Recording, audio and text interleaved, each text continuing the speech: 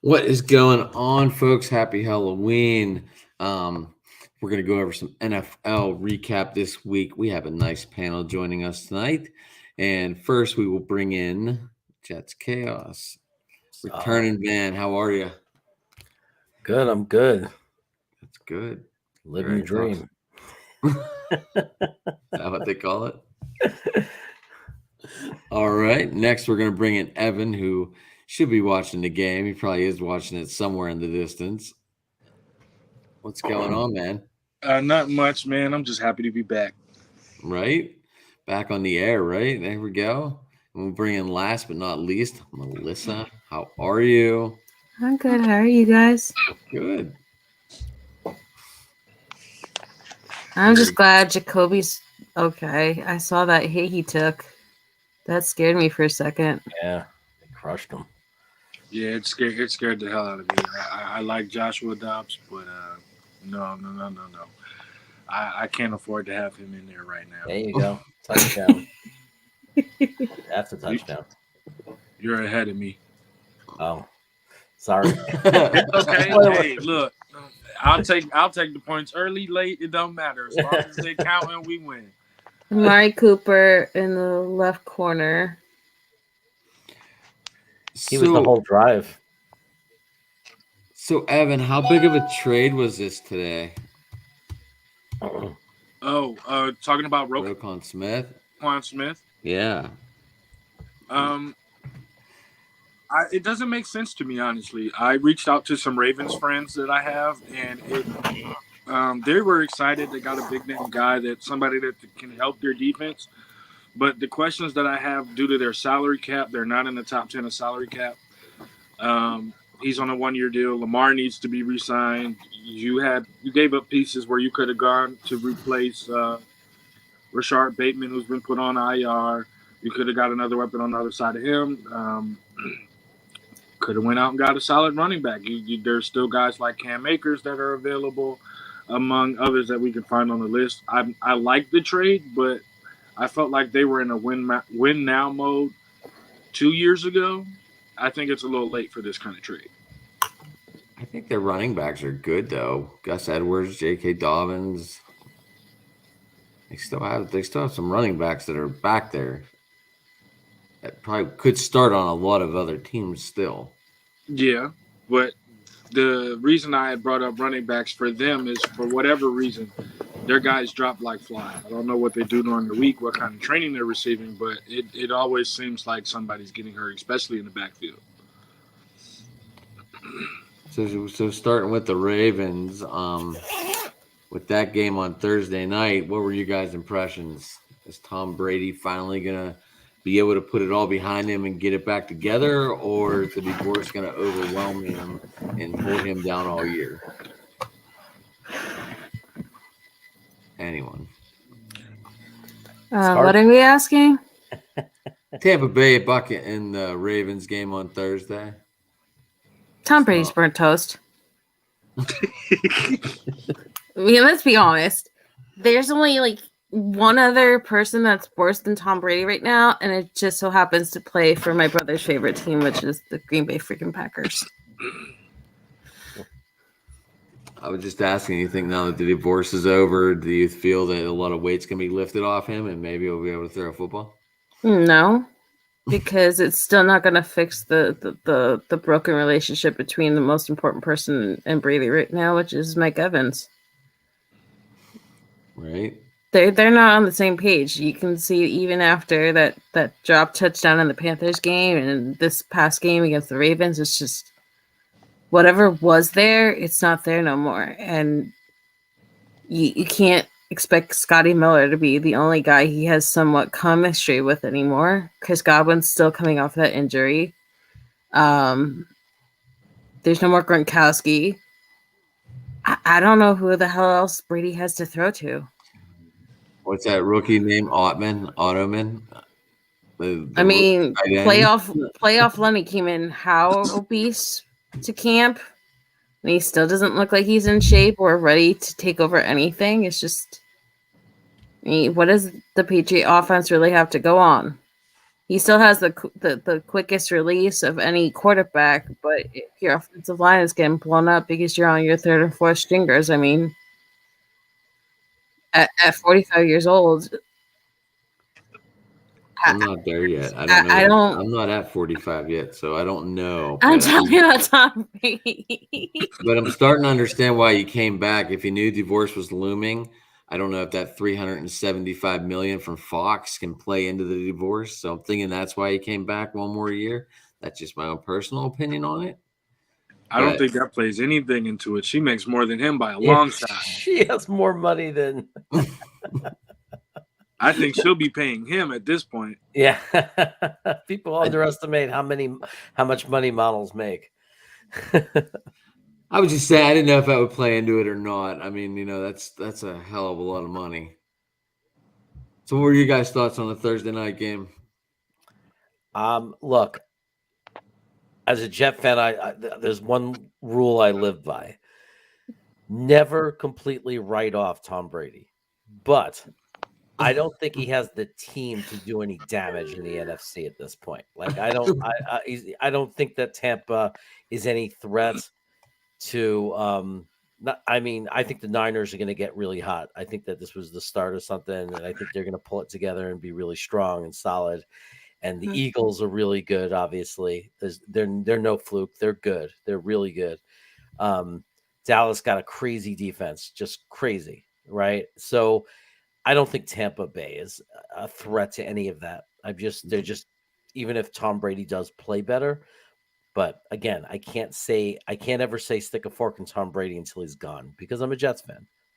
It's 4-4. When is the leader of the division right now, right? The Atlanta Falcons. I mean, it's a horrible division. The NFC South is a horrible division. But Evan, what were your thoughts on that Thursday night game? Us coming as Ravens fans probably hated it, but anyway, As a Browns fan, I hated what I saw due to the fact that I needed Tampa Bay to pull through. I didn't think that they would. Oh crap! What happened there? Oh, sorry about that. I didn't think that they would pull through and win that game. But my questions had started for Tampa Bay a long time ago, due to the fact that, like Melissa had mentioned, you get playoff Lenny coming in overweight. You lose 3 offensive linemen, especially interior guys. And as Jets Chaos knows, the best way to affect Brady is to have pressure up the middle. And then you think about it, he has no run game. He has no tight end to attack the middle of the field, which is statistically his best spot for him.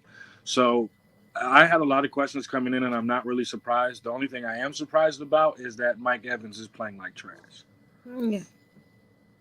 And also, you forget that they lost a lot on that defense. Jason Pierre-Paul, they let walk. They let Sue go. And that secondary has not been right since last year, where it could not stay healthy during the playoff run. Or what they hope to be the playoff run. Right.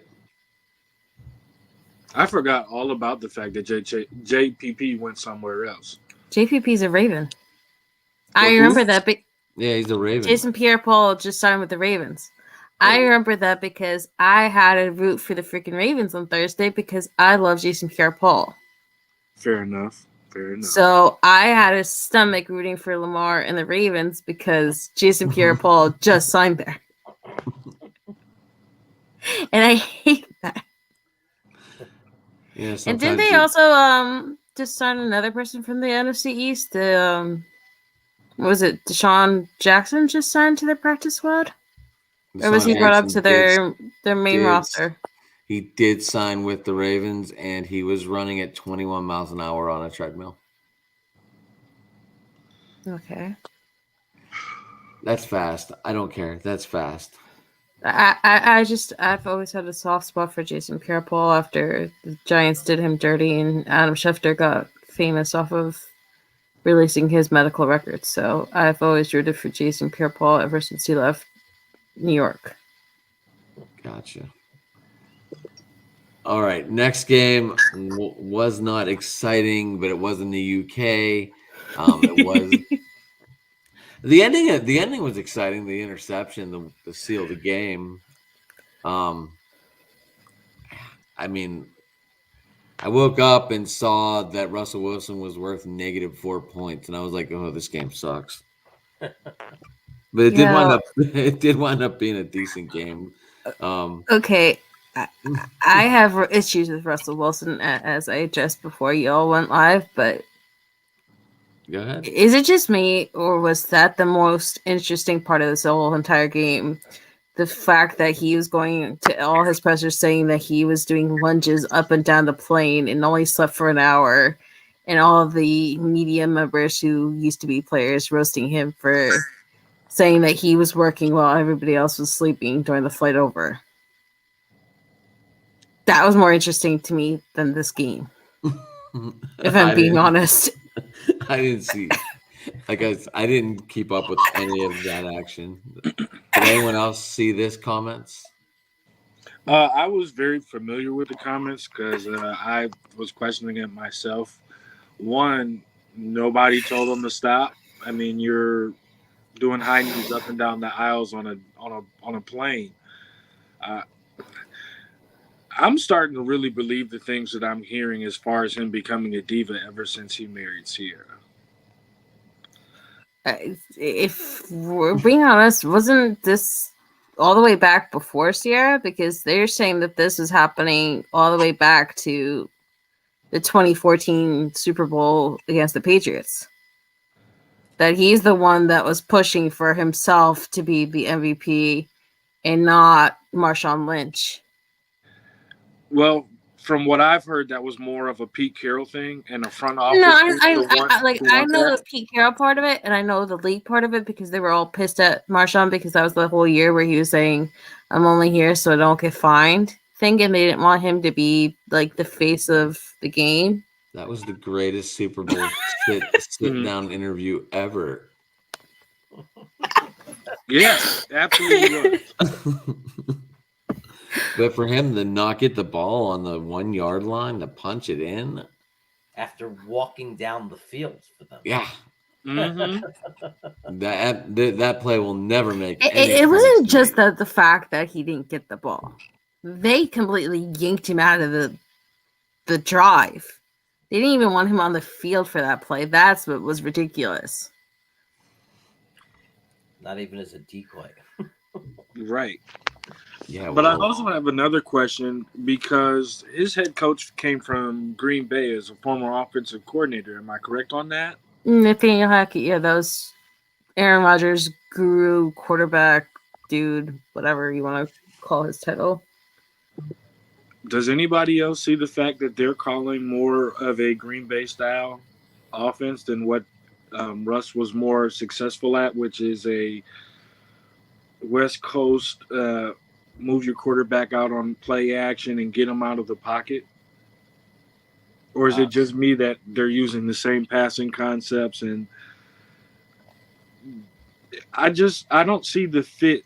I never saw the fit. And a lot of the things that I was pointing out earlier are starting, in my eyes, are starting to show. You're having them stand in the pocket. Even on your run plays, he's not scrambling outside the pocket just to show as something that you would have to think about or look at. There's no Peyton Manning fake the handoff and run to the corner, run to the pylon. There's nothing that he used to do in Seattle in this offense. See, when you bring up Peyton Manning, it reminds me of three situations. Okay, so it reminds me of Brady and Bruce Arians when it first happened. What the heck? And they didn't mesh together, right? And then they had to like slowly let Brady take over and do what worked for Brady, right? Mm-hmm. It reminds me of Kubiak versus Manning and how they like butted heads, and Peyton was like, "No, we're gonna run my offense. I know my offense. We're gonna move the team to my offense." And Peyton ended up winning that battle, and then it felt like Adam Gase going to the Jets. And I'm sorry to bring this back up, but it never felt like it was the right hire. It felt like you took the recommendation of a all-star quarterback saying that this was He the missed next it. guy.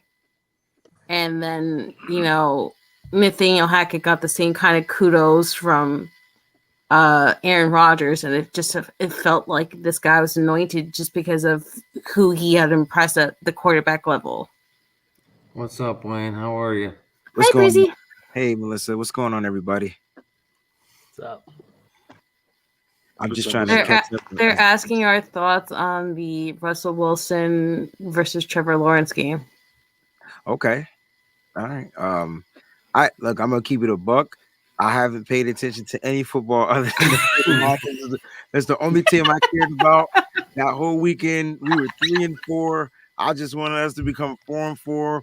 But a little bit about that game. I mean, Russell Wilson was able to find a way to pull it off. They ended up winning that game. But Russell, if I'm talking about Russell, he just doesn't look like the same Russell. And we've seen it up close in person. Actually, I was there at the game. He didn't look like the same Russell. But he did make a play. He did extend the play and keep the play alive, and where I'm like, oh gosh, Russell was back.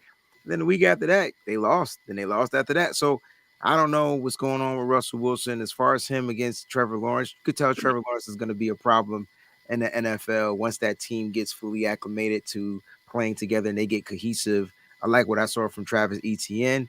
And I think a big issue with them was trading James Robinson. I'm not sure why they did it, but I think it's because they're all in on ETN. But I think in the NFL nowadays, you want the 1-2 combo when it comes to running backs. And I'm surprised that they did it. I'm not sure what they got for James Robinson because he's now a Jet. I don't know if they're happy. Jets chaos because you lost. First of all, Bryce, excuse me. Brees Hall. Is Brees Brees Hall. Brees he was my number one drafting running back in fantasy football while everybody was getting everybody else, and now he's out for the season due to the injury, but he is going to be a problem for years to come, so you should be tooting your horn. I'm for that one. super excited about Brees, man. I can't even tell you. I'm bummed that he got hurt, but man, I just hope he comes back okay at 100% because I've been saying it since they drafted him on my show. I tell everybody, all my viewers, I'm like, you don't understand. He's not just a good running back. He's a franchise impactful running back. Absolutely. He was my Breezy, second round pick. It felt like the Christian McCaffrey trade, where it's like this player had so much goodwill with the team, and they were kind of like in that kind of rebuild kind of rut, like we don't know what our team is right now, where they felt like it's the trade deadline. We're going to let you move on to another team that really needs your services. And we're going to let you pick your destination and where you can really become an impact player right away. Mm-hmm. And we're going to let you go, and we're going to stay with the core people who we have right here.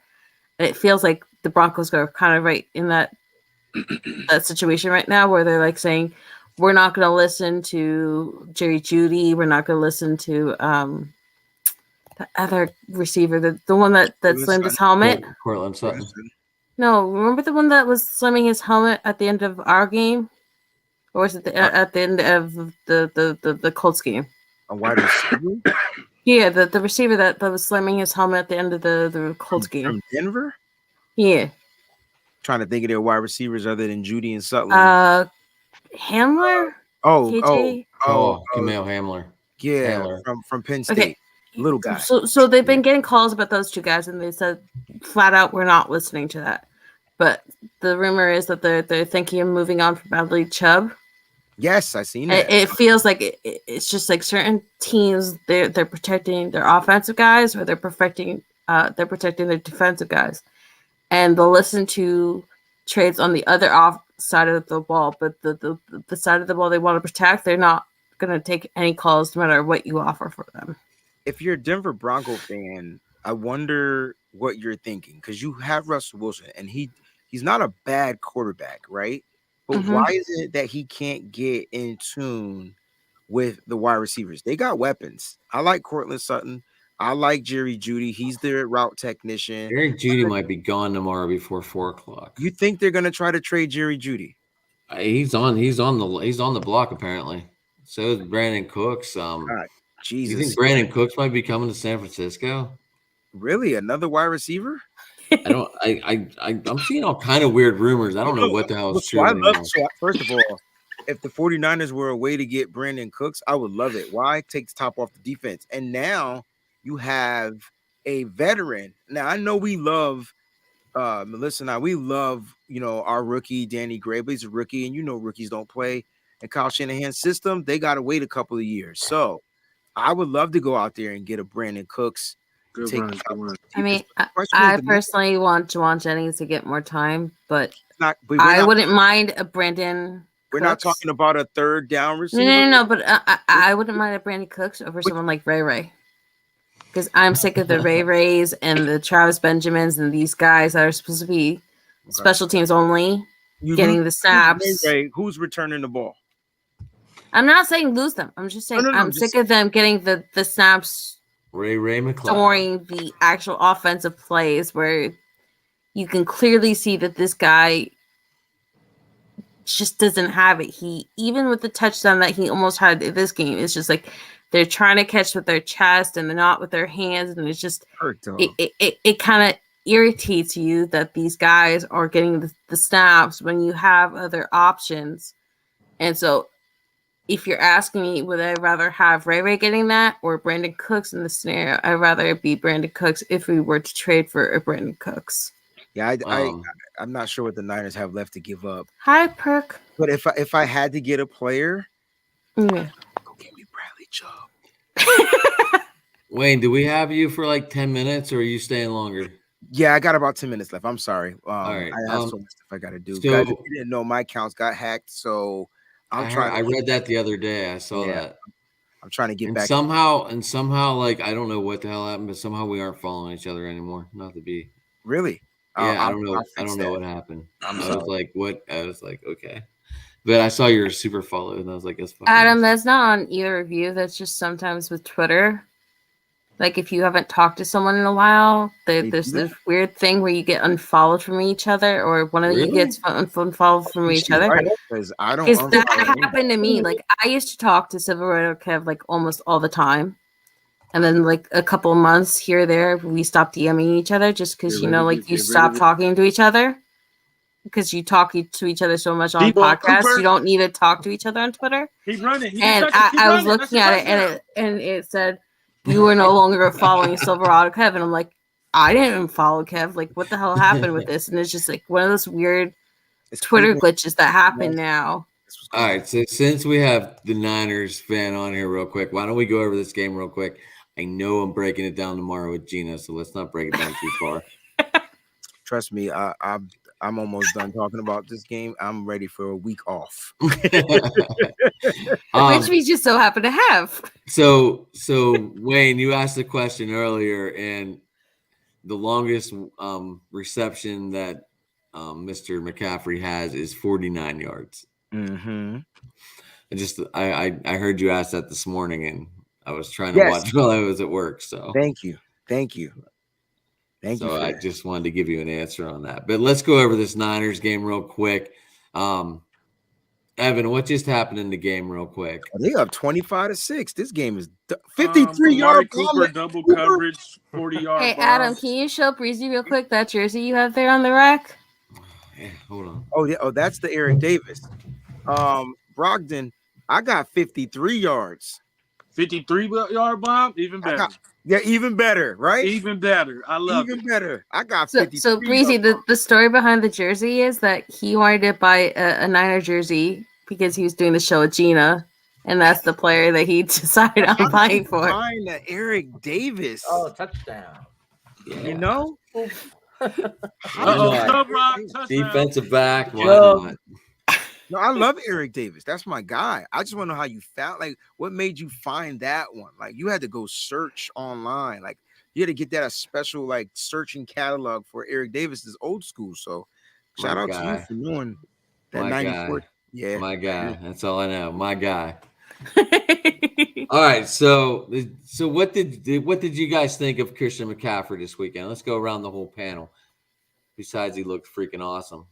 He looked like the old Christian McCaffrey from like when he was He drafted. looked like when he first came. He looked like when he first came into the league as far as being dynamic, but well more polished. I think I was more paying attention to Christian when it comes to his like cutting ability. And I played a video game and they do it in the game, but to watch him do it in real life, I was like, oh my gosh, like this guy has a one cut to where it's so quick. It's like a dribble crossover, right? So it's like a bam, bam, step, step, and then you miss. And that's the one thing you're going to get from Christian McCaffrey. That's who he is. He's not a power back. He's not even a finesse back. You're not going to hit me. I'm going to make you miss. I'm going to make one guy miss. And then whatever happens after that happens. But man, he was a breath of fresh air. And I think the 49ers needed that to be victorious in this game. I think Melissa said on the show earlier, or somebody said on the show earlier, like without McCaffrey, we don't win this game. And I saw it. Like he literally changed the momentum of the game with his touchdown pass, and that's where you got to start. 49ers were trailing 7-0. Christian McCaffrey, fake halfback toss. The roads were wide open. Brandon Ayuk, 40-yard bomb down the field. Your running back's throwing for 40 yards. That's going to make the coach be like, oh, shoot, we got something here. Mind you, we did that thing against the Rams last year when we were trailing 17-3 going into the second half. Deebo Samuel did the same thing. Deebo wasn't out. They ran the same play. It just happened to be Christian McCaffrey to Brandon Ayuk opposed to Deebo Samuel to your guy, Melissa. I went and said that actually on CG so like an hour ago. Mm-hmm. I was actually asking Antonio, I was saying, which one was most impressive to you? I asked him flat out. I said, was it more impressive Christian to Brandon, Deebo to Jauan Jennings, or Juice to Raheem Mostert? Because it feels like it's always that same kind of weird gadgety. Mm-hmm. I'm going with the Deebo to Jennings, the receiver to receiver. And mainly because that's actually what Antonio said too. Well, he said it was because it decided the playoffs and everything else, but not even just that. It's just like a receiver is thrown to a wide receiver. That's very rare. You got running back to running back. This game you have running back to receiver. But the reason why I said that is because Jennings is not known for catching passes going down the field. He had a route down the field, right? He's known to catching the crossing routes, getting you first downs and stuff like that. Without the yak, he caught that ball down the field. Well, I mean, the only other real big, he had the Vikings touchdown, he had the Falcons touchdown, and then he had the Eagles touchdown. But most of those were either Kittle was being used as the decoy, so then Jauan Jennings was wide open. But you hadn't really seen him be that guy, that was decided to have the touchdown. It was either he was the one that was wide open because everybody else was taken up, or it was just one of those random Jauan's the big body. Let's just give him a chance at the touchdown for this down thing. So I'm mad that I had the Bengals winning this game. No disrespect. I forgot that Jamar Chase was out. They'll lose every game without Jamar Chase going forward. All right. I'm blaming John being in attendance for Hold this on. game. Everyone was saying something. And picking the Bengals and his friend being a Browns fan as the exact reason why it's such a beatdown right now. My bad, Brock. I'm blaming John V to his face tomorrow. Yeah. No need to apologize. We got more injuries than they do. And I don't... It's a division game. I'm stupid. I made a mistake. That's what you do. Division games? No, see, our friend is a Niners fan, and he has a broadcast every Tuesday at 9:00 called The Locker Room Rant. And a friend of his had an extra ticket and offered John to go to this specific game in attendance, even though he had picked the previous week the Bengals to win because his other friend is an actual Cleveland Browns fan. So for me, I'm going to give him a hard time for being in attendance and being bad juju to the Bengals. Well, show him some love for me at the same time because Joe Burrow still hasn't beaten the Browns and it's going to stay that way for another couple weeks. So maybe the Browns are the 49ers and the Bengals are the Rams, and we just own the Rams and y'all just own the Browns. I think that's just how it works. I agree with that. I'll take that. Sometimes you just own the team in your division. It's okay. It happens. You mean how Arizona always seems to have the Seattle's number, and Seattle used to have the Rams have the Cardinals number, and the Seahawks have our number, and we have the Rams number. That's it. But getting back to the game, back to CMC, because that's what you were talking about. I'm sure you're going to break the game down with Gina tomorrow. CMC Yes, I am. just a breath of fresh air, bro. And I'm about to Rod watch. and Shell too, I think, are joining us. Oh, that's awesome. I'm gonna be watching film tonight, and I'm gonna be breaking down, doing my film review videos, and I can't wait to see the offensive line and some of the blocking schemes that they were doing to get CMC to get some of these big yards. The one thing I love about CMC is that you're bringing back the freaking zone run. I was able to watch him get to the outside with speed, and I'm like, yes, 9 yards, 11 yards, 13 yards. Like, that's what the 49ers were missing. They like their running backs to get outside fast, quick, fast, in a hurry. The moment they let Raheem Mostert go, I knew that was going to be, well, didn't re-sign him. I knew that was going to be an issue for him because now they have to do more inside zone stuff. But now they're going to be able to do both. So I'm excited. Reese, you gotta admit that Raheem Mostert was only like half a year. It doesn't 2018 he got hurt right away. Perfect. I'm gonna be the one holding up the 2020 stop he got hurt sign, right but away. hiding it. 2021 he got hurt right What away. happens? He did get hurt, but my It's all point good, is, brother. Raheem Mostert, he brought speed. So whether I'm not saying he didn't bring speed. I'm just saying at the beginning of that year it was mostly either Tickle or Breida, and then it was Breida between the drops What a catch. and the injuries that kind of had Raheem taking over at the end of that year. right. No, I get what you're saying, but I'm just saying he brought a different element to the game. He was like, No, really, I'm agreeing with you on that. It's just he just used to. I get kind of annoyed when everyone's like, we're missing Raheem, but it wasn't like he was really here. It was that But no, one magical half season. That's a doesn't push matter. off. Him being here and that element of speed is God, what Lee, allowed Yeah. they showed the him replay. to That's a do fucking on push offense. off. He did the same thing with Breida. Like, it was Mhm. speed. My point is we're missing speed. The speed Yeah. is back. That was- That's why I kept asking you, like, when are we gonna just like hand off the ball to Danny Gray? Because everyone kept telling me that's what Danny his Gray's not most running. special Like, trait was. Danny So- Gray looked like if he took the ball in a handoff and he got hit, he probably not getting back up. Like, so he's not built like a running back. And we didn't even want Deebo Samuel running the ball. Now you want to hand it to a skinnier wide receiver with speed. I feel like it might work once, but it might not work all the time. I don't know why we don't Okay. see any jet reverses. Maybe they feel like they don't trust him. I don't know. He Jets does have Chaos, what do you think of all this? I look. I think I'm out here in Sacramento, and I've lived on and off in the Bay Area since '96. So Okay. I have a spot like in my heart for the Niners. I have a lot of fans, and I've been following the Niners a long time, and I've always liked them. And that's why I'm starting to follow obviously living out here, I follow them all the time and watch them every week. I'm the biggest Kittle fan in the world. I love Debo. And this is what I love about the Niners team. This is what I think makes them so dangerous. When they're healthy, Bosa's on that defense, and that defense, the way they play physical, and I'm getting a taste of that for the Jets now. It's waking up. The Saleh system is starting. I'm getting to see what it looks like, and I love it. You were And seeing then- it with LaFleur and Brees Hall, Yeah. So when you Garrett Wilson. Yeah, I mean, look, all of it on both sides of the ball, we're seeing that Niners style of play, and I'm loving it. But so when I watch the Niners, I mean, I love watching both teams and following both teams because it's like we're the same system on both sides of the ball. So what I like for the Niners, and I've been saying it, like even after the loss, like I had this faith that I believe in December, no one wants to play the 49ers. Like they are going to make their run at the ends, especially as they get healthy. And what I love about them picking up McCaffrey is you got a special player lined up on the outside in Debo. You got your wide receiver. You have a special player lined up in the backfield, and you got Kittle, who to me is the best receiving tight end in football when healthy. So I like that approach. It's like a three-headed monster. So I enjoy it. I enjoy watching the Niners. They're fun to watch. It's the right offense for them.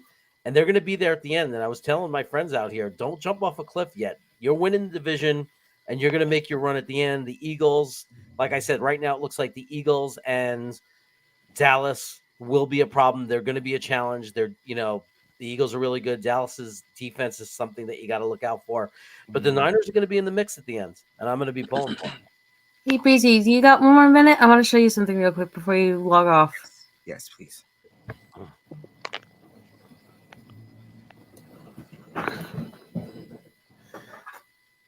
That's her picture. That's what she wants. While we wait, that was a push off by Higgins.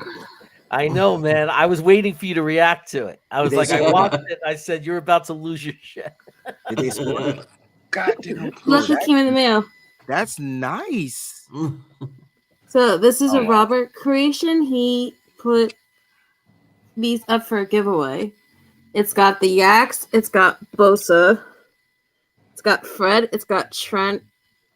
And it's got Trey Lance all the way there at the bottom. That's really nice. That is nice. That is really nice. That's really awesome. Really awesome. That's my guy, Perk Dog, man. He is amazing. Perk Yeah, loves so us. Inspector Dabbit has all these wonderful giveaways that get sponsored by other faithful all the time.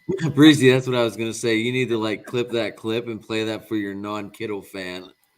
Listen, I keep telling people if they don't have, I don't know who that was. Do you ever figure out who that was? I don't know who's the non-Kittle fan. I don't know how. You Okay, said that this morning. Two on of the biggest ones are Mike Andrews Nah, he's not. He's a Kittle fan. He might and be- Matt Llewellyn when they were both together on the Niners Hive show. So they were saying that he Oh. was on the decline, that the only value that he had was trade beat because other people still valued and remembered the Got you. 2018, 2019 parts of the 2021 season where he was being used as a touchdown receiving tight end, and they weren't really picking up on his value as the blocking in the life force for the Niners run game being dominant. So they were saying his big value at that time was him being trade bait. Back like when people were thinking that Bosa was going to be able to come back off of injury. So it really irked me because, you know, just because someone doesn't show up in the stats doesn't mean that they don't bring value to your team, play in, play out. And I mean, Kyle Juszczyk, everyone was freaking out when he got hurt versus the Browns back in 2019 because that was who he was back then. You know, he wasn't being that dominant offensive weapon people wanted him as. He was that guy that was blocking downfield and being that dominant person that was helping the run game go.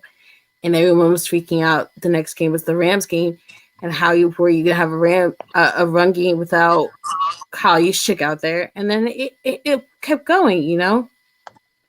Yeah, I think from the perspectives of those guys, you gotta understand that they probably looking at, look, we're paying George Kittle $100 billion and we're not paying him to do that to block. So you have to figure out how to be productive in the pass catching game because that's why you got this contract in the first place. But what always irritates me about that, Breezy, is that we're paying Kyle Juszczyk 50,000% over what any other fullback would be making in the league right now for doing similar things for multiple years now. Yeah, well, Kyle Juszczyk is a fullback, and for the 49ers, he's not just a fullback, so he made his money. No, but I don't understand. Like you're ripping George Kittle for resetting tight end money, right? But and that's one of the main issues they have with him being paid the most at his position and resetting the value. Right. But then Kyle Juszczyk, for his position, especially his position being so rare in the league, did the same exact thing, though. Is he? But block. That's their only job. Their job is to block. That's it. Name one fullback other than Kyle Juszczyk, and maybe I don't know. Name another fullback that can do what Kyle Juszczyk does. Anyone up top? Anyone? Derek Watt when he was still with the Chargers, but not there's no one as a in the Steeler league that can do what Kyle Juszczyk does. No, but that's my point. Like, say no to anything you say. The way they were discussing it, right? They were saying their issue was with him resetting money for tight ends, which they didn't think tight ends should be making. You talk about Kittle, I got you. Yeah, and they were upset with him being used as a blocker, being paid all this money, and my comeback to it was, then why can't we question Kyle Juszczyk when he's being paid astronomically for his position? And that's what he was being used for at that particular time. Like, I don't mind if they're not Kittle happy, Like, I don't need people to feel the way I feel, Mhm.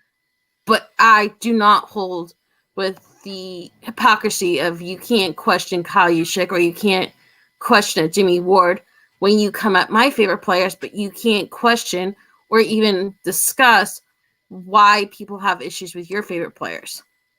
I think it's hard to wrap around the I think people need to accept the fact that in order to be on the 49ers, you have to be versatile. And I don't know if the Jets feel like that with their players or the Browns feel like that with their players. I don't know if that's how you feel, but I know for a fact, in order to make it on this team, you have to be able to do A, B, C, D, and E. And if not, you won't play. And that's why you still don't see some players on here playing because they can't do A, B, C, and D. I get where you're coming from, but I think from the tight end money perspective, you're paying Kittle to not just block. You're paying him 100. He's not getting 100 million. He got his contract restructured. I'm just using the astronomical number. You're paying him a lot of money, and all he's doing is blocking, and people want more. I think that's what it is. I don't No, think. and I respect that. It's just I'm just saying I don't like the mentality for certain do the fans Jets or Browns where have you can anyone in attack there? a certain player or a certain fan base for a certain player, but then when you try to ask them about their guy, you're not a real fan, or they get all up in their feels when you question their guy. I don't know about that. Like, I don't understand the taboo of why you can never question Kyle Juszczyk or because Jimmy Ward. I got the answer for you, and then we'll let them talk. It's because we're 49ers fans. We're the most confusing fan base in the NFL. We score a touchdown. Second most confusing in the No, bro. I got you beat. We could score a touchdown, and somebody. He's a Browns fan, like, Breezy. no, but Jimmy Garoppolo missed the wide open guy. He threw it into double coverage. We got a touchdown, but he could have hit this wide open guy right there, walking in. And like that's what we do. That's how we are. I'm saying we because I'm a part of it. And we want to first Stefanski for not running Nick Chubb enough, but he's the number one running back in the league. Got you. Understood. Understood. Never mind. Well, guys, listen, I got it right. But thank you for having me on, and I appreciate the time, man. And thank you, Breezy, for answering my text and for coming on. Yeah, thanks for coming on, Wayne. Thank you for having me, and I'll see you guys on the next one. All right, man. Take it easy. Bye, buddy. Later, man. All right. Jets, you got to get going soon too, huh? Yeah, pretty soon. But first, I want to pick a fight with Perk Dog.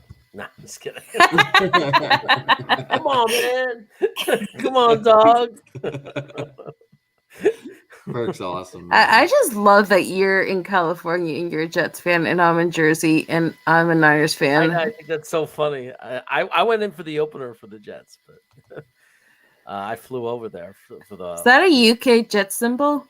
It is. That is badass. Yeah. My friend Paul is a diehard Niners fan. He made his own UK Niners symbol. This is custom made by the guy who sent it to me. There's only 5 of them in the world.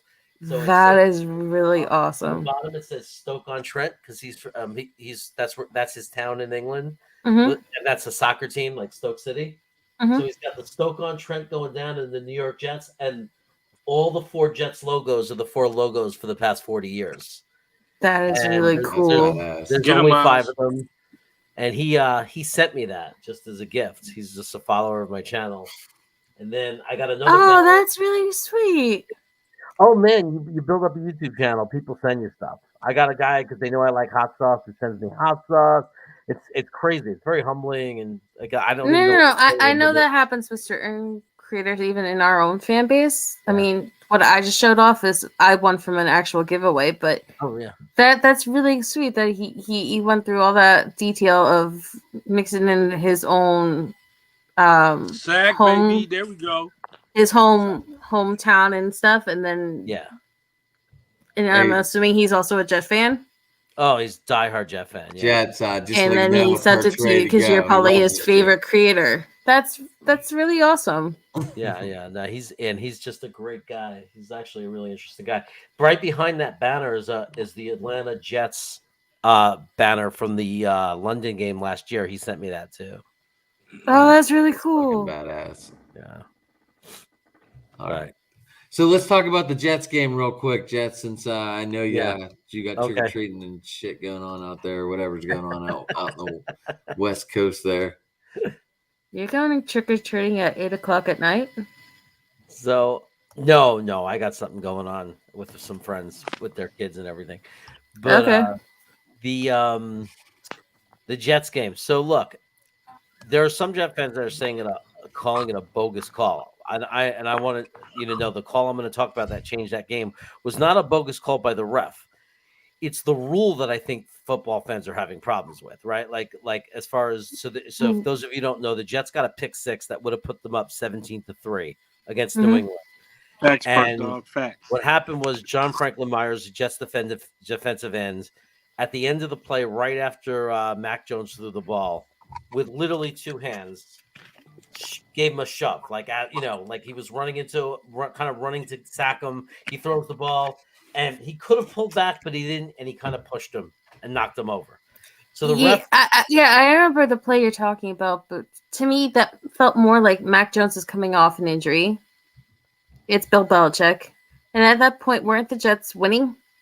Yeah, well, that would have put the Jets up 17-3. Yeah, right? so here's my thing.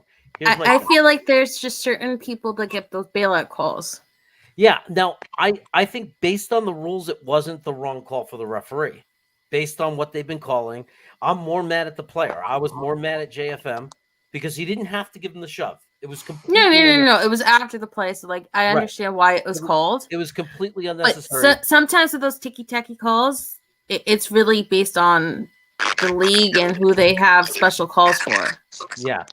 No, there's no question that we've dealt with that for years. That Belichick gets all the calls, and like the privileged New England Patriots. But but I was more mad at the player because the player should have known better because of that. You know what I mean? Like, don't push the quarterback down if you don't have to. If I'm going to criticize anything from your game, it'd be more of Zach Wilson and his zany, brainy, well, McCourty, throwy.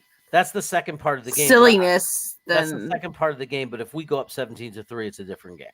It really is. Oh yeah, I agree. Because then Zach's not as desperate to make plays.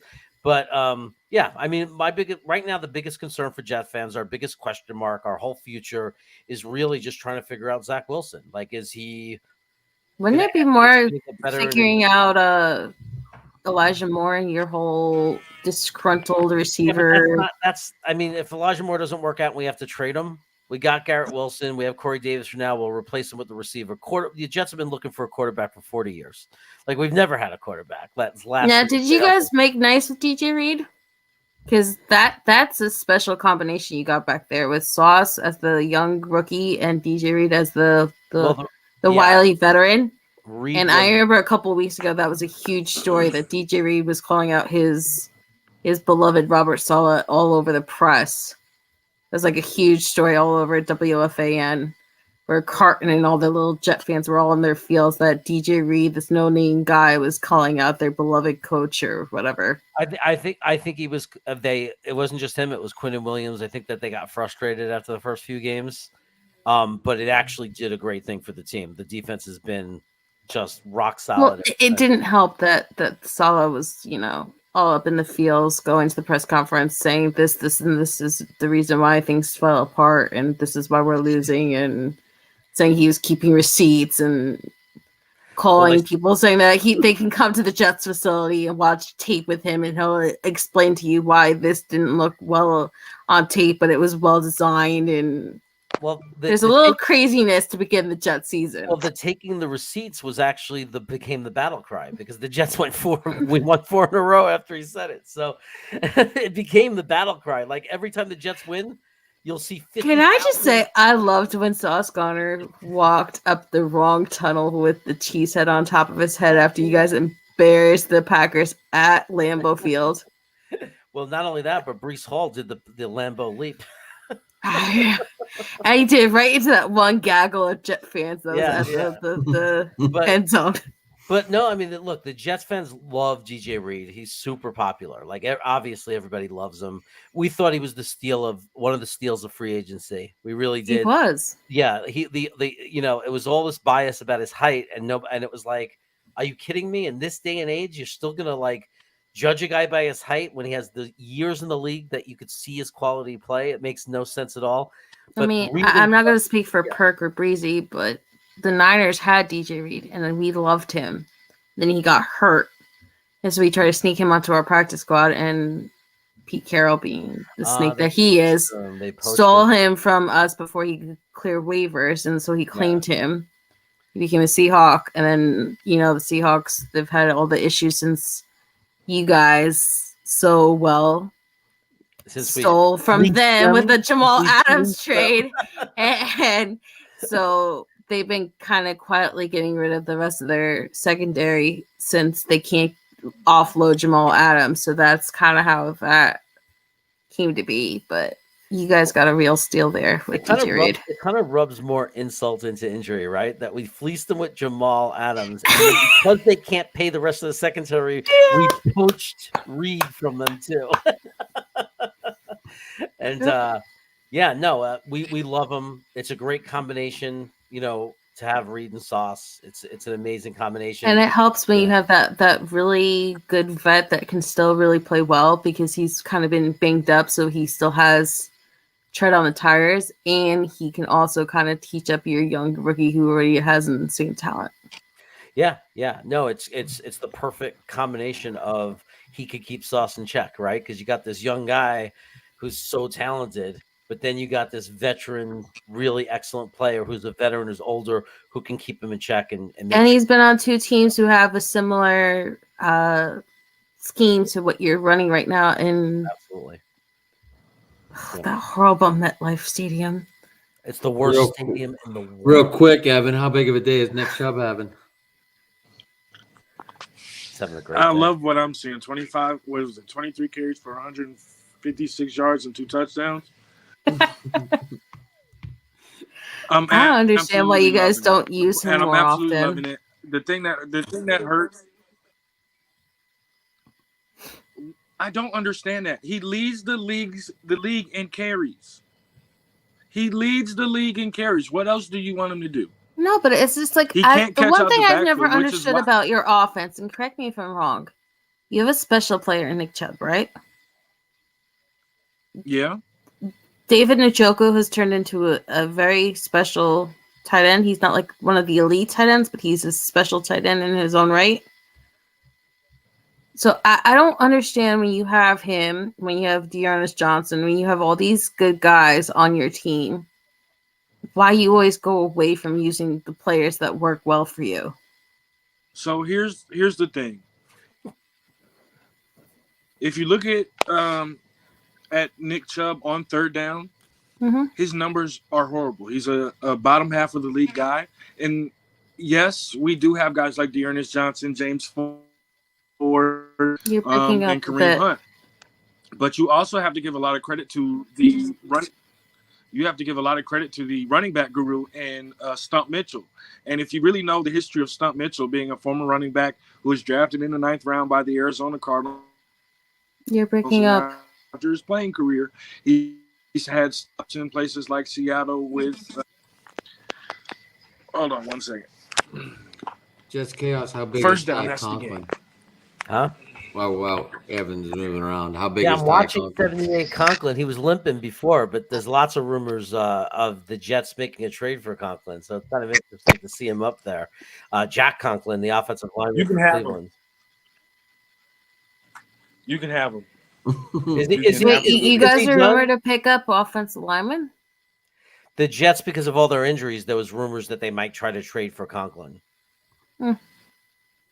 I don't agree with it, because after the bye week, we're going to have 2 of our guys get back. Like, Fant will be back, and Max Mitchell, the rookie who's playing really good, will be back. So I think it's stupid to give away any future capital for a 1 or 2 game rental, and then you have your guys back anyway. So what's the point?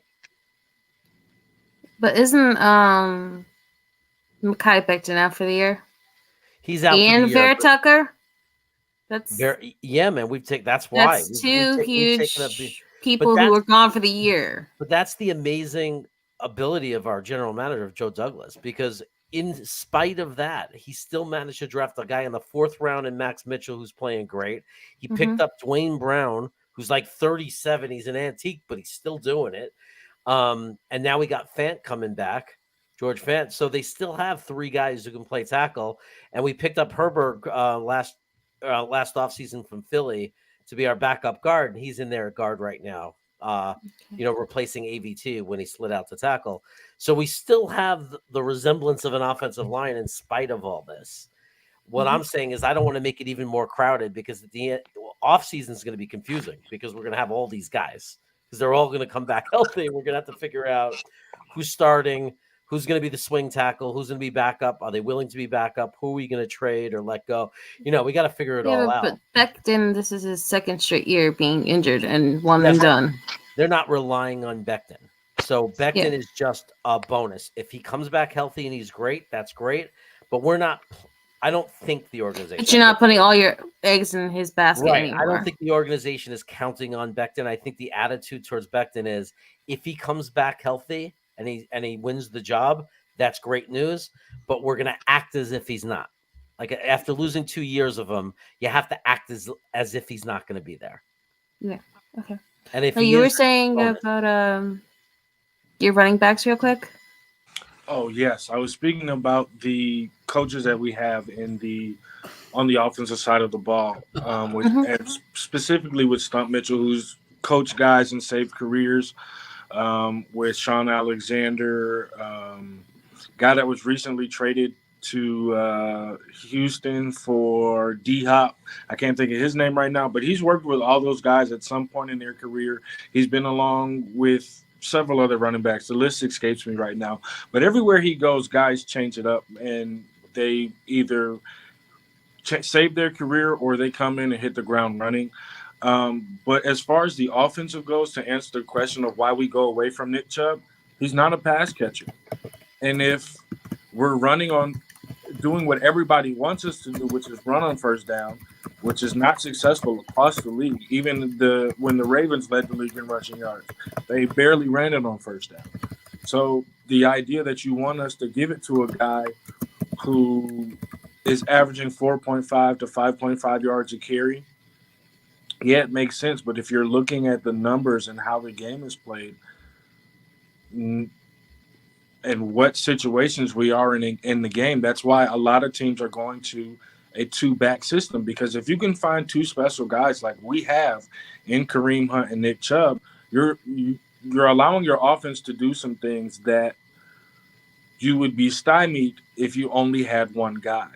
And we can go back to with the Steelers. They transitioned for almost a decade between three guys.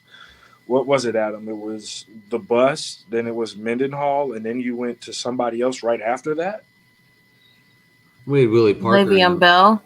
Yes, and then right to Le'Veon Bell. So the transition of how that works, I just think that a lot of people see that Nick Chubb is so great and he does a bunch of great things, and you want us to run him like Tennessee does with Derrick Henry. But look at what team. Well, look at the things that happen with teams that run their running backs like that. You're seeing it right. You're seeing it right now with Ezekiel Elliott. He came in. He was great. They kept running the ball. They had other guys that never gave the opportunity. They just run their bell cow, and then in 4 or 5 years, they have nothing. It's like Todd Gurley. Same thing.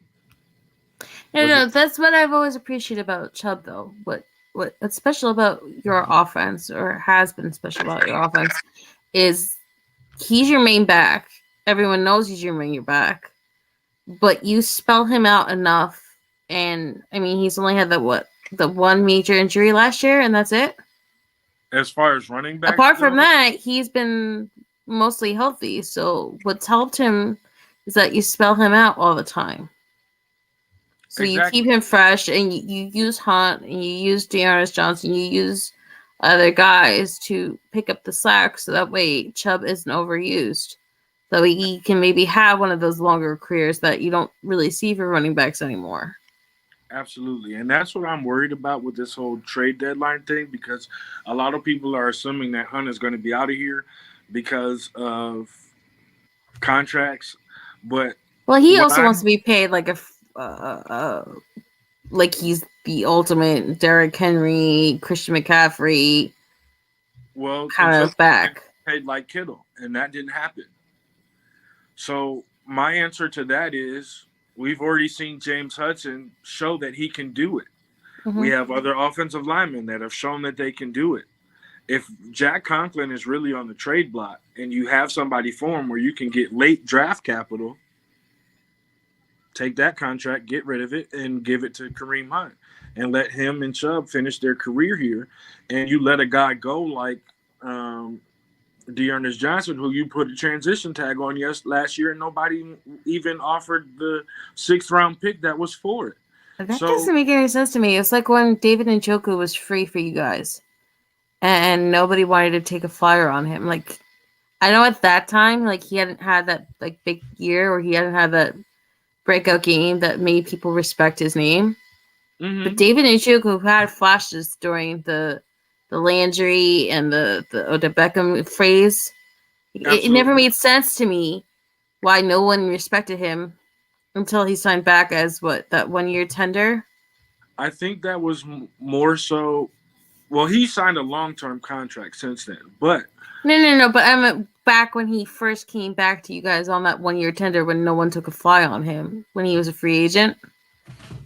Like He it didn't never make hit the sense to market. me why anyone kind of like didn't take a chance on him. oh well, the only person to sign a tender was Dearness Johnson. David Njoku never hit the market. No, he signed that 1-year deal with you guys. It was a 1-year prove it deal. Njoku, Yeah. What was it? because he just 2019 going into to be top 5 2020 in or tight end. 2020 going to 2021? No, that was the end. That was the end of his rookie year, his rookie contract. So is Greedy Williams really up for the trade? Because Yes. I never understood that. Is it because of his injury history, or is it because he Yes. wants to be paid for It's X amount of money, like Kareem Hunt past what he's actually produced for the Browns? Well, both of those there's two things to that. For Okay. Greedy Williams, Mhm. it's been the injuries. And the short time that he's been out there, it doesn't always look like he knows what he's doing, especially in zone. Now, he does excel very well in man coverage when he is attacked in man coverage.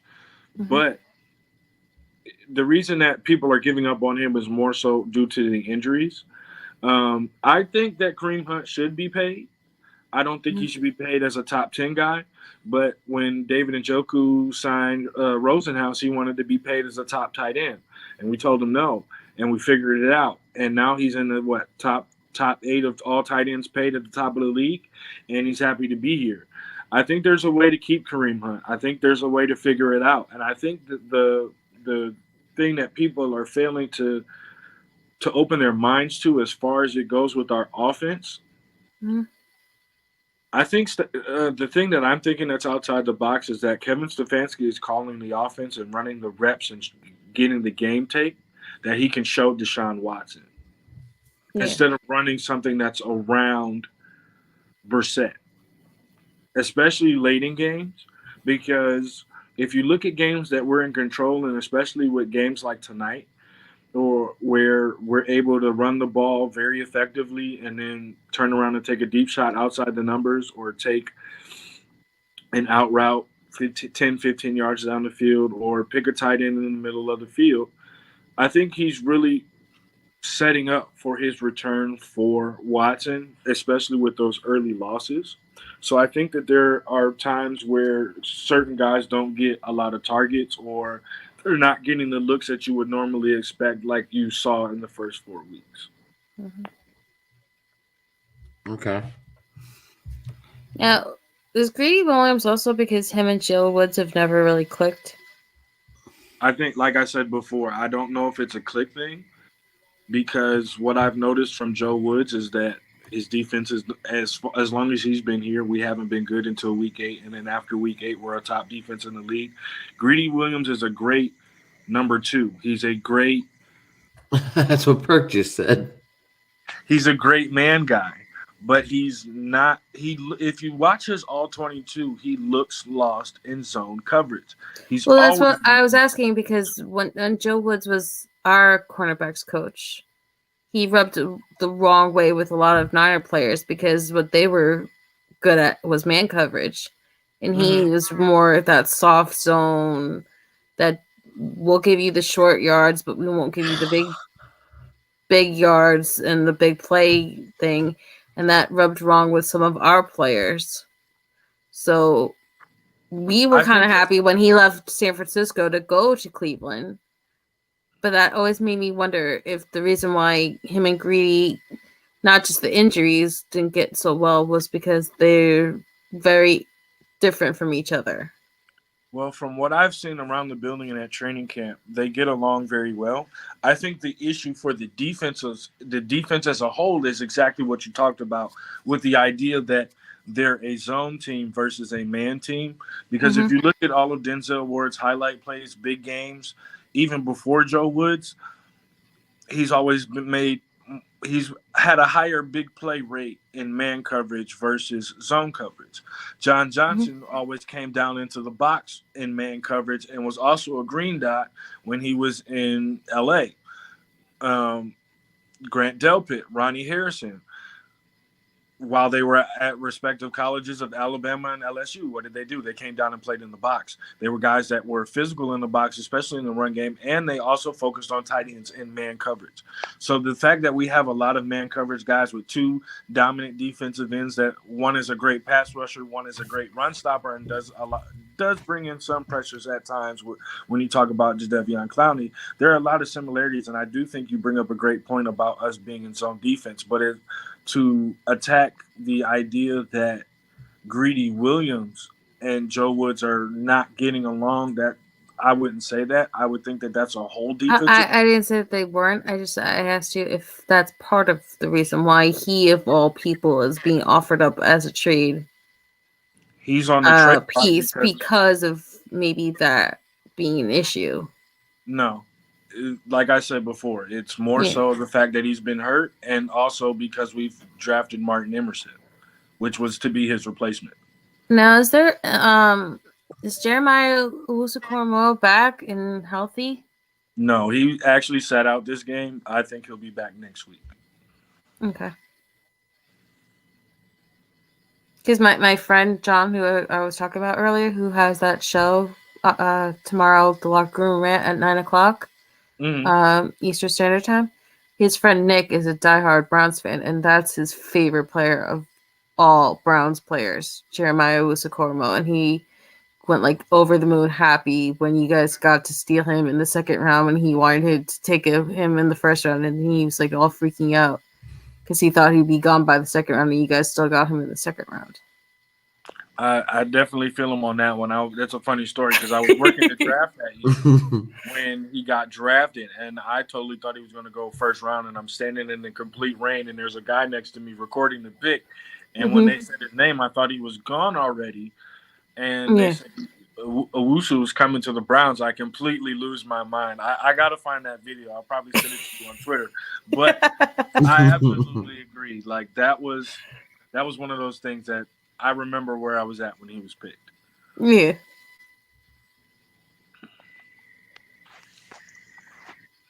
Are we done with our fun Brown questions? Wow. That was the Steeler fan, and you just be like, I am so bored listening to this thing about my inferior divisional opponent. Look, me and Evan might disagree on some of the thoughts on the Steelers, but we still agree to having a good show and making it worthy. Absolutely, and I'll take your coach when you fire him. So it's all good. You can have him right now if you want him. So are you going to draft a quarterback early in a draft? No, we're going to run with small hands Pickens. You're going to shoot yourself in the foot like that? He's got growing pains, man. Growing pains? His hands are going to be the same size forever. I didn't say he was going to be able to grow up. Well, just to let everyone know, it's Evan's birthday tomorrow. Happy birthday. In 40 minutes, I will finally be hitting the big 3-0. It's a Oh milestone. yeah. Well, you going? Happy early birthday. Are you Thank you, going thank out to celebrate or what? I've been out all weekend. Whether it's been like I've been literally going to one job, getting off, meeting friends, going to another job, meeting friends. It's been busy. But tomorrow I'm supposed to be meeting with some guys about a Cavs podcast that I want to start up with some friends, and then Okay, so I'm not telling you what you have to do, but you have to at least hit up my friend John, because he's a Cavaliers fan. So if you don't want to like mix it up with Nick, because he's the Browns fan, so it's two different guys. Mhm. Okay, so the funny thing is, they're Buckeye fans, they're Guardians fans. They used to both be Cavaliers fans, and then the one of them started being a Cavaliers fan because LeBron came back, and he has an issue with LeBron James. It's okay. I'll enjoy So the he- championship enough for him, so that's all good. So the one guy stopped being a Cavaliers fan, and he became a Portland fan. That's I don't know how. better. I don't know how that happened, but he became a Portland There's fan, nothing wrong with and Damian he loves Lillard. Team Lillard. Okay, so and then John was always a Niners fan, and then Nick was always a Browns fan. So that's how they're mostly Ohio fans, but they just have those one weird thing where the one stopped being a Cavaliers fan, and the one was never really a Browns fan. Well, to Yeah. both of them, if they ever want to come on the show or ever want to chop it up with me, my is on the screen right now. They can definitely come at me. I'm always follow back. I love chopping it up with fans. So Well, the one the one that's a Browns fan, his name is Nick Cleus. I'm probably butchering Nick his Class? last name because they're Greek. So I always kind of like mix up their last names. is he from Ohio? They're all from Ohio. What high school did he go to? Don't know. But his Twitter handle is sports Nico CLE. And then John V is VOURNOUS. And you can find the Locker Room Rant on YouTube, 9 o'clock Eastern Standard Time. I have John the on two my of them Twitter. I and can send it Tony to all you, the Evan. time, and it's a Bills fan, a Cleveland fan, and a Niners fan. And of course, they all have different NBA teams because they're just crazy like that. Absolutely. One's an Indiana Pacers fan. I have no idea how that works. Reggie Miller, baby. Yeah, I was gonna think like there was a time. And the where Bills fan, he's the Pacers fan. He loves the Red Sox and he loves the Buffalo Bills. I don't know how that works, but he I has have a these. secret love affair for the Buffalo Bills, so I kind of understand that. I've always been a Buffalo fan on the down low. Like I root for the Browns no matter what. When the Browns are on, I'm watching the Browns. But if they're not playing, my love affair has always been with Buffalo. I love their fans. That's because So you have your own podcast? 90. I'm working on it. I'm just trying to get my schedule around with being in school, working 2 jobs, and just trying to take care of a lot of stuff. But eventually, it's going to be up and going real soon. Okay, Somehow so I always I'm find that in gonna. time. If John doesn't want to hit you up because you're a Cavs fan and he always wants to talk to the Cavaliers, I'm gonna definitely have to tell Nick about you because you are a Browns fan. Definitely. Send them both my way. Okay, so that's your Twitter handle, Yes. Bogdan Evan. Yes. Hey, Adam, just to make sure I don't misspell it, can you send it to me in a DM just to be Just think totally of Malcolm Brogdon from the Celtics.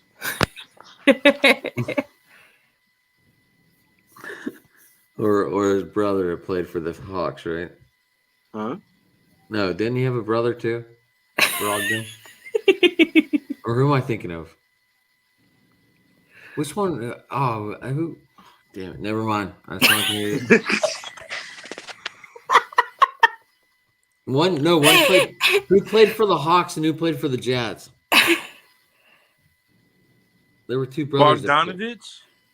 That might. Yeah, is that it? Is that who it was? Yeah, there's a guy named Bogdanovich. Did they both? Who had 2 brothers that played for the? One played for the Hawks. One played for the Jazz. I think we really broke Adam by talking about the Browns for too long. It's okay. He doesn't want to draft a quarterback at the top of the draft, and as long as they don't get the number 1 pick to take Will Anderson Jr., I'm okay. So We're on that pace. I Really? know. Really? Hopefully- I mean, With the Lions. I mean, AJ Brown. And the Texans. AJ Brown and the made us look like Packers. fools. The Packers, Adam. They lost to the Commanders. Yeah, well, it happens. The Packers are in bad shape right now. I don't know what to say. I don't know what to say. The Packers are just in bad shape, and I have Aaron Jones on my team, and I'm like, okay, as long as you keep feeding them the ball, I'm not going to argue. They're But- barely using him, though. But overall, as a That makes team, no sense. You have no receivers. AJ Dillon has gotten like some weird slump this year. a sophomore slump, Your right? defense is awful. Aside from maybe Jair Alexander. Didn't he get cooked? And your last most night? consistent player is Aaron Jones, and you're not using him. What were you asking? Lopez wasn't Lopez who I guess Perks I was trying to get on the basketball talk. I didn't see it. Does Lopez have some brothers? Yeah, there's Robin Lopez, who's a Cav, and then there's Brooke Lopez, who's in Milwaukee. Milwaukee. Those are the two brothers there. And then Perk on the Packers. Perk, you have no idea. My brother is just a miserable little twat right now.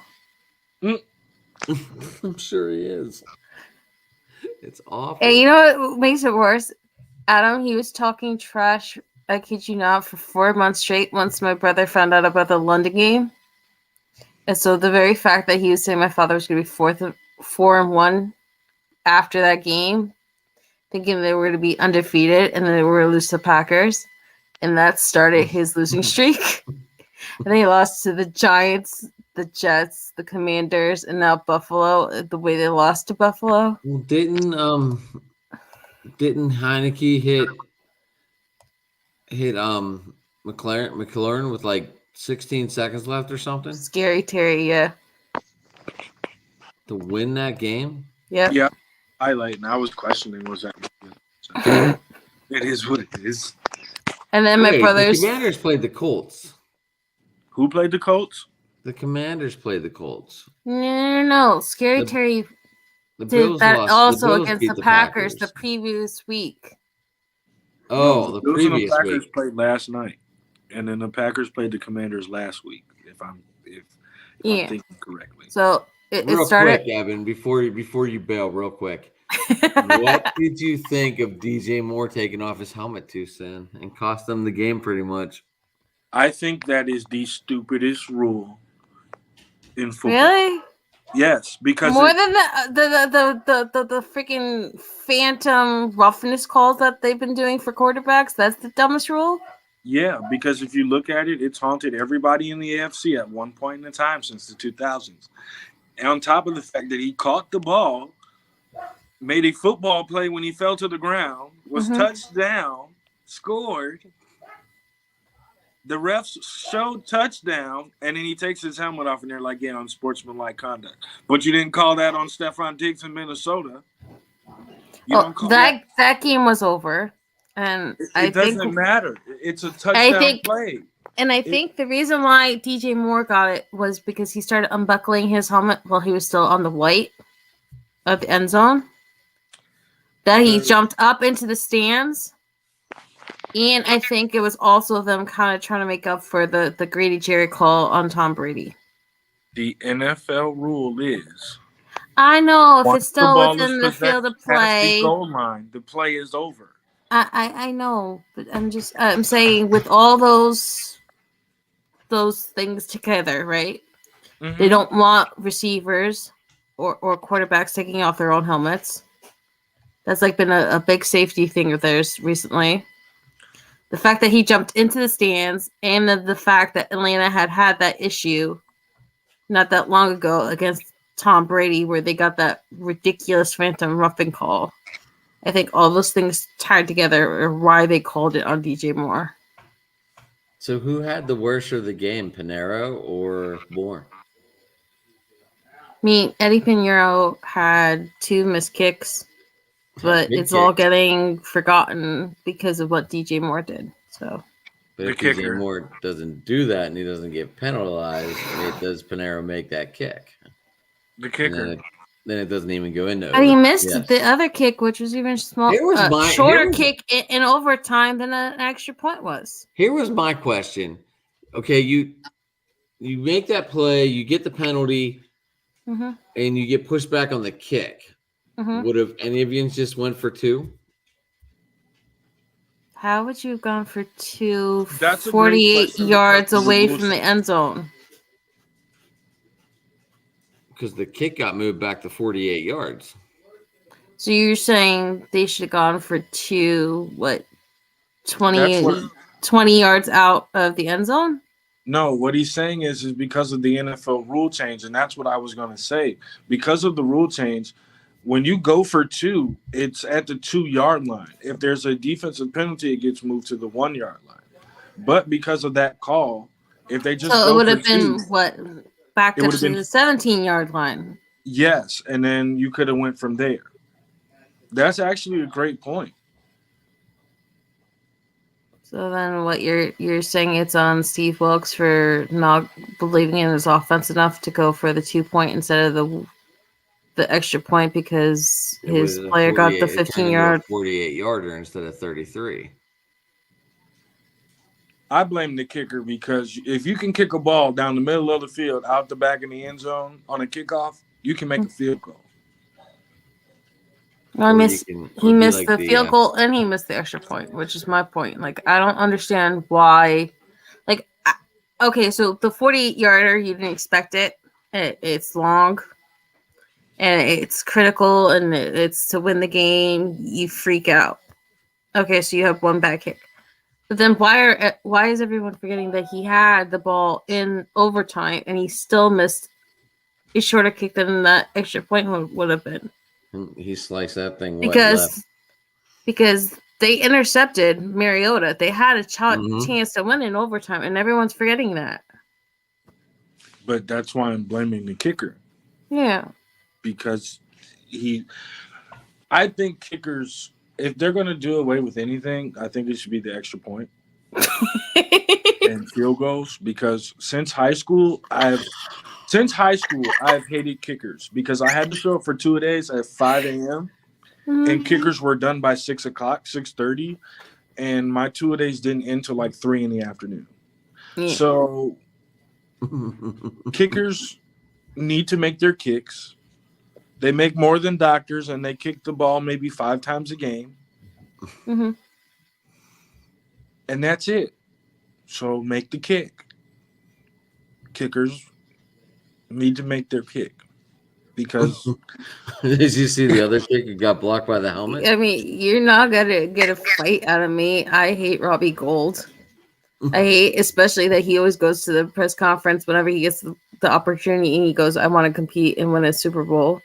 But then it's like, Robbie, why the hell are you so awful during the regular season and blow off your easy kicks that we all know you can make just because you think it's not worthy of you and you only want to show up for the playoffs, but you need the regular season to make it to the playoffs. I agree with that. Again, I think kickers should be done away with.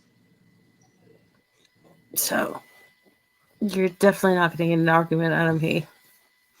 Evan, any thoughts real quick on the Raiders? On the Raiders, Yeah. totally shocked. Totally shocked. I think the first time I ever came on the show I'm with sorry. That's inappropriate. The first time I ever came on the show with you, I picked them to win their division. I'm totally shocked with what's going on there. Oh, is that What? why Adam brought it up? Josh What? McDaniels is a horrible head coach. Also that shows that he doesn't deserve any more opportunities, and next year he'll be back in New England. You're And the this is cra- why. And this is why Bill Belichick made what's his name? Uh, The offensive coordinator. Patricia and Patricia. Joe Yes. Judge. It's a split job still, technically. Like, On hey, paper, Josh, your job's It, still available. it's really supposed to be Patricia, but it's still technically on paper a split job between the two of them. I think that was horrible. No, but it never made sense to me.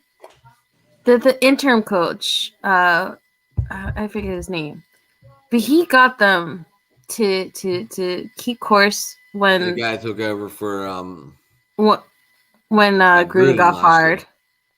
When when Gruden got let the go. receiver was in all that hell for killing that woman. He Killing got them Henry to Ruggs. buy in to focus to start winning. Got them into the playoffs, and if it wasn't for Cincy getting the ridiculous touchdown, they could have won that game That's Baker Mayfield's fault. in the wild card.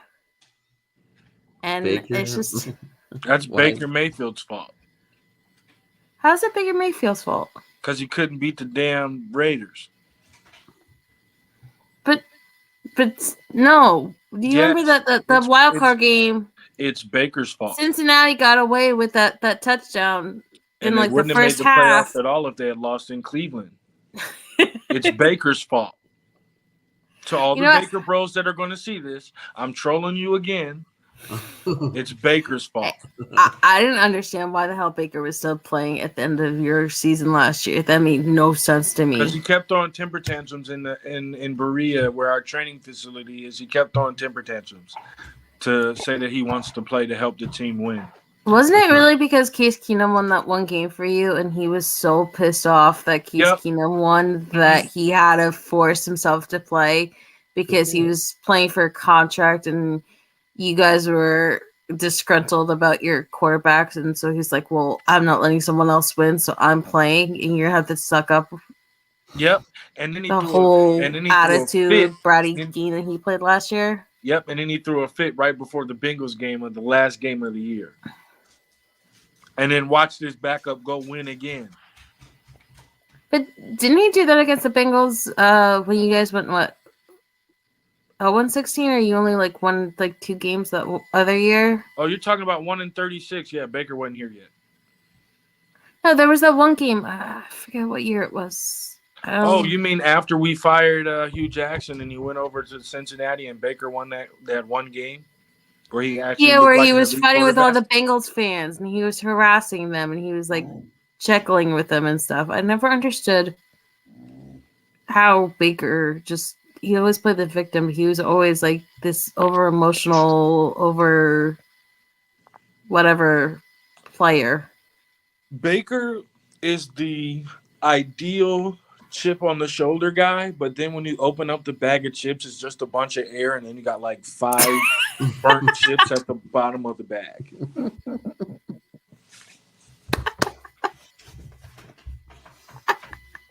Everywhere Baker goes, nobody believes in him. Nobody wanted to give him a shot. No, it's never. No, Baker. Carolina Texas hates Tech. him. You begged your coach to redshirt Kyler Murray, and then you get here and you throw that baby fit, and now you're on the bench again behind PJ Walker, the XFL savior. Well, technically, he has the blocking boot, but I don't really buy He that. wasn't going to be on the field regardless. And now he's got to watch PJ Walker for the rest of the year. Speaking of the Baker's fault. XFL, does anyone find it weird that Houston got the other XFL team and now they have a USFL you know what's- team, a college team, and an XFL team? You want to talk what's crazy? You had 2 winning quarterbacks that the fans actually liked in Taylor Heineke and PJ Walker. You went through all these ridiculous moves in the offseason to trade for these 2 quarterbacks. And now you're still back to the guys that you had already that you deemed not worthy to lead your franchises in Heineke and PJ Walker. Well, this is why you don't pay your new head coach who came from college and coached at Temple and freaking Baylor that kind of money. Shout out to you, my boy Caleb. I understand your pain. Well, I'm it's not. serious, man, just for that. Well, isn't that all really the Giants' fault? Because I mean, he had that first interview where he knocked out of the park with Maras, but Tish wasn't there, and Tish said, "You were not hiring anyone until I'm there," and that pissed off Matt Rule, and then he went and signed that mega deal with the Panthers after that. So it's really all the Giants' fault. Either way, you still paid a guy who was a coach at Temple and Baylor. It's not like you went and got Saban. It's not like you went and got Ryan Day. It's not like you got Dabo Sweeney. You got a guy who coached at Temple and Baylor. Nothing against those schools. They're great schools. But the last time one of them got close to winning something, it was RG3. And where did that end up? Right? RG3, baby. Ah, man. Oh, shit. Is she asking to go out again, Adam? Me and my dog? Yes. No, she wants played with. That's funny. So she's trying to get me to get sidetracked, but obviously you see her jumping up here and stuff. I think maybe she just wanted to see who I was talking to. That's fair. She wanted to talk to the fellow dog in the room. That's all. Maybe that's it. Now I ventured into the dog pound in my Well, Steelers jersey. Congratulations on the big win, Evan. Thank you. But I got 15 minutes. I can root for you now. I can't root for you when your actual quarterback takes over because of reasons that you can understand. Understandable, and I let people feel how they feel on that one. Absolutely. I want one of those shirts that says, "Give me a massage, bitch." You should see some of the shirts that they try to sell outside the stadium. I saw that Nope. one outside the stadium when someone had it. Like, dude, they have some. They have some. Have you bought any yet? No. Well, I woke up feeling dangerous one because I as soon as he said that at the podium, I was like, somebody's gonna have that on a shirt next week, and I fucking hate Baker Mayfield, so I'm gonna get this and wear it as my troll shirt, So you must have really loved that game to start off the year where you guys didn't just win, you guys absolutely completely rolled him in Carolina. Absolutely. Was it in Carolina or was it actually in Cleveland? I actually wanted him to have a better first half. Mm-hmm. I wanted him to come out and be like Oklahoma Baker, and then the left and right tackle just fall over every play, and he has to deal with Myles Garrett and Jadeveon Clowney, and then he gets hit like the quarterback from Any Given Sunday in the fourth quarter, and has to watch the Browns win. I don't want him to get hurt forever, but in that game, I wanted his helmet to fly off like it used to in NCAA football 2005, when their helmets would pop off on the big. I wanted Baker to feel it. Trust me, I understand exactly where you were coming from, because before Trey Lance was hurt and we were forced to re-sign and guarantee money for that disgusting thing that I have as a quarterback right now, I would fantasize about what it would have been like if he had actually signed with the Seahawks and you got to actually beat up on him twice a year. In case you're unaware, the whole San Francisco family does not love Jimmy Garoppolo. All.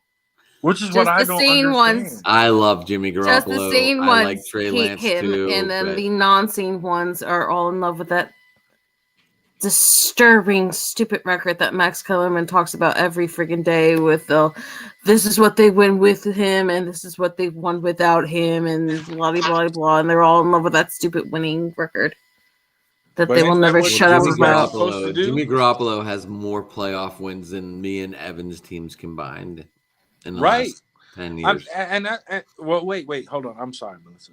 So you can understand that, but you want to get rid of your head coach. Because he has 3 wins. That's more than I got. Issues. Yeah, well, Jimmy Garoppolo. I don't want to get rid of my head coach. Okay. I want, but he wants to fire Mike Tomlin. I say this every episode. Oh, you're talking about his head coach. Okay. Yes, he wants to fire Mike Tomlin, and I don't understand it. He had 3 playoff wins, brought this city to believe that 500 football is awesome football. So He No, has I brought understand. He has I brought this city completely down, and people fell for understand where Adam's coming from. I mean, you it. had Look, if you're the city of you had the champions, Fantastic Bees, and you weren't winning anything with the Fantastic Bees. You entirely imploded where not only one but both bees got alienated from your team. You allowed Ben Roethlisberger to drag your feet further for 2+ more years afterwards because he didn't want to retire. no, he didn't want to. I don't think he wanted to give up the helm to Mason Rudolph, which makes total sense. You Mhm. also completely fleeced the Steelers with that ridiculous contract, where even if you wanted to go past him, you were completely strapped to him salary cap wise. So here's the question that I have that I believe trumps all that, and no Steelers fan can ever answer me because I go to Pittsburgh like at least twice a month to work out there. Mm-hmm. Why are you not looking at your GM? Like, why? Because the thing is, if you're saying that your team is trash and your coach is getting you to believe that 500 football is great, but you haven't drafted anybody well since Le'Veon Bell and TJ Watt, like,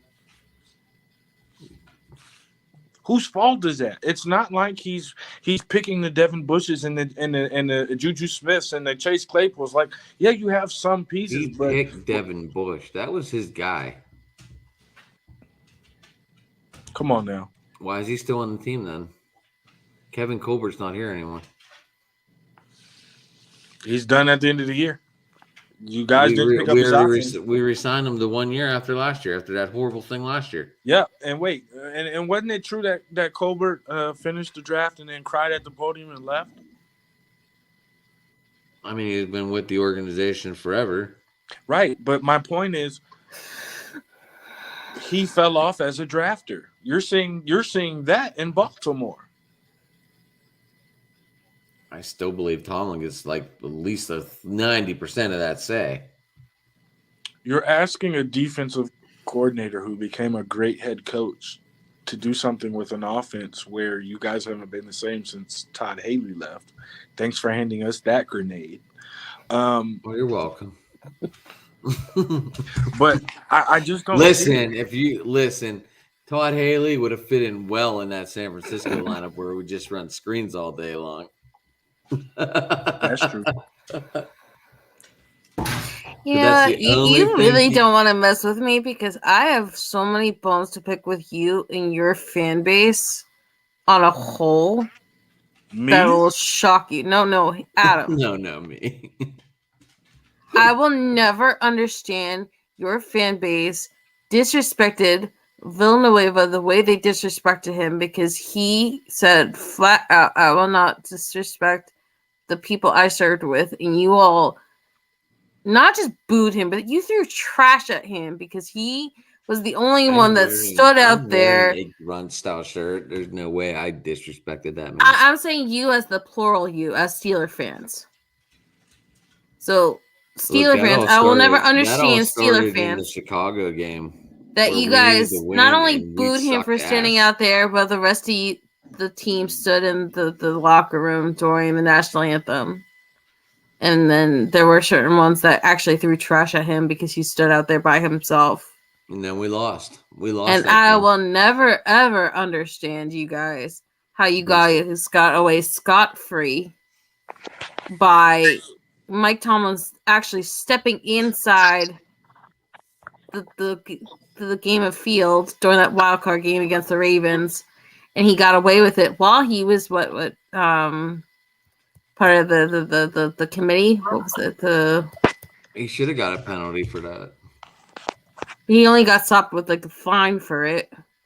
No, what was it? Evan, how The year people get a hold of after, you guys Hold on. had that Melissa. fist fight where your assistant coach got into a fist fight with a Bengal player. That was Burkett. That was Joey Porter, right? Yeah. She's so mad. Yeah, she wants me to get off of this thing. Yeah, I mean, there's dilemma. There's drama everywhere on every team. There's drama. I suppose. I mean, how some people get away with it, some people don't, and that's just the way it is, unfortunately. So you're happy with Pickett, or you don't want to have to going through a whole new quarterback again? I'm happy with Pickett. I'm enjoying watching him grow up. Because, like, through this many games, last week, he had 7 interceptions. Then the first week, he came out and was on level with Peyton Manning, Hall of Famer, throwing 3 interceptions for game 1. And then last week, he was tied with Terry Bradshaw, the other Hall of Famer, for the most interceptions in that game. And you see how good both of them ended up. So he's still in good company. It's not So, the right company, but it's good company. So is this because you have faith in him that he can get past the interceptions? I think he can. Like the Jet fans are kind of hoping Zach Wilson can get past the knucklehead moves? Mm-hmm. Or is this because you really, really don't want to deal with the Mitch Trubisky's, the Mason Rudolphs, the Duck Hodges, and all the bigger questions at quarterback that could be out there? I think Kenny is our future. I hope we go right into another franchise quarterback. No, I respect that. It's just like I also like you guys were all hoping Trey Lance, this was it, and then he got injured, and then all this shit hit. You don't know that he's not, and I still believe in him.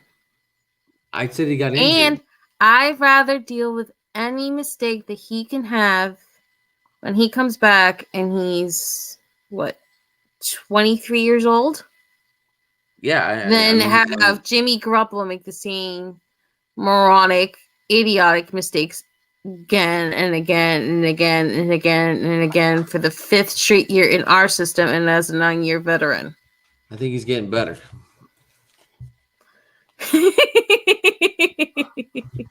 Don't you love that when they just like dig their claws into your arm and they're like, "You will not ignore me." Mm-hmm. But yeah, I think Jimmy's gonna be all right. That's just my opinion. I think. Oh, well, that's also because he's not your quarterback, so you don't have to deal with the nonsense that is your fan base being in love with him and attacking you for them loving him and you not loving him, and all the other fun Trey joys that too. are. I like them both. Yeah, because your fandom's not on the line. I liked watching a running quarterback. It's easy when you're the outsider. What are you doing? Goofball? Is she biting your sleeve? Uh-huh. Is she like either trying to pull you with her paws or pull you by her teeth to do what she wants? Mm-hmm. Sit. Oh my goodness.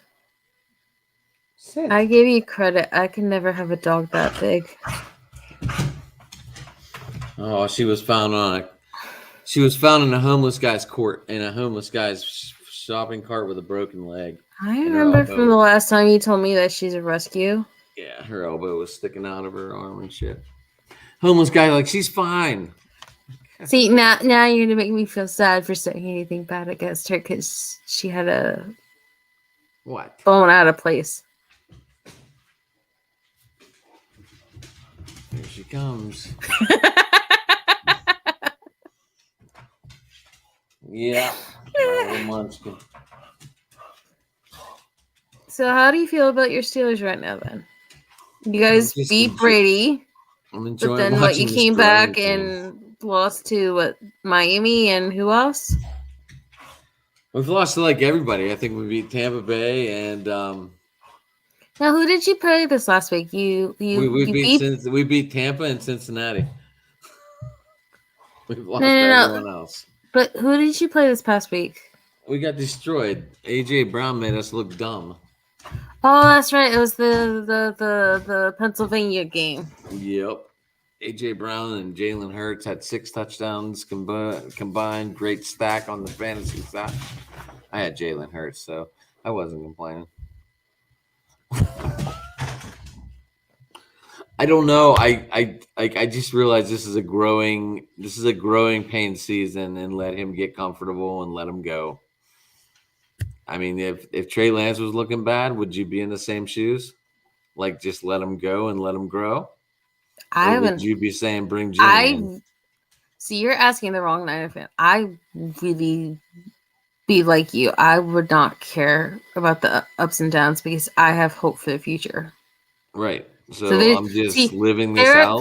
there are actual Niner fans that are supposedly in love with certain players while they're being good, right? So they're fans of Talanoa Hufanga, they're fans of Spencer Burford, they're fans of whoever when they're young and they're playing well.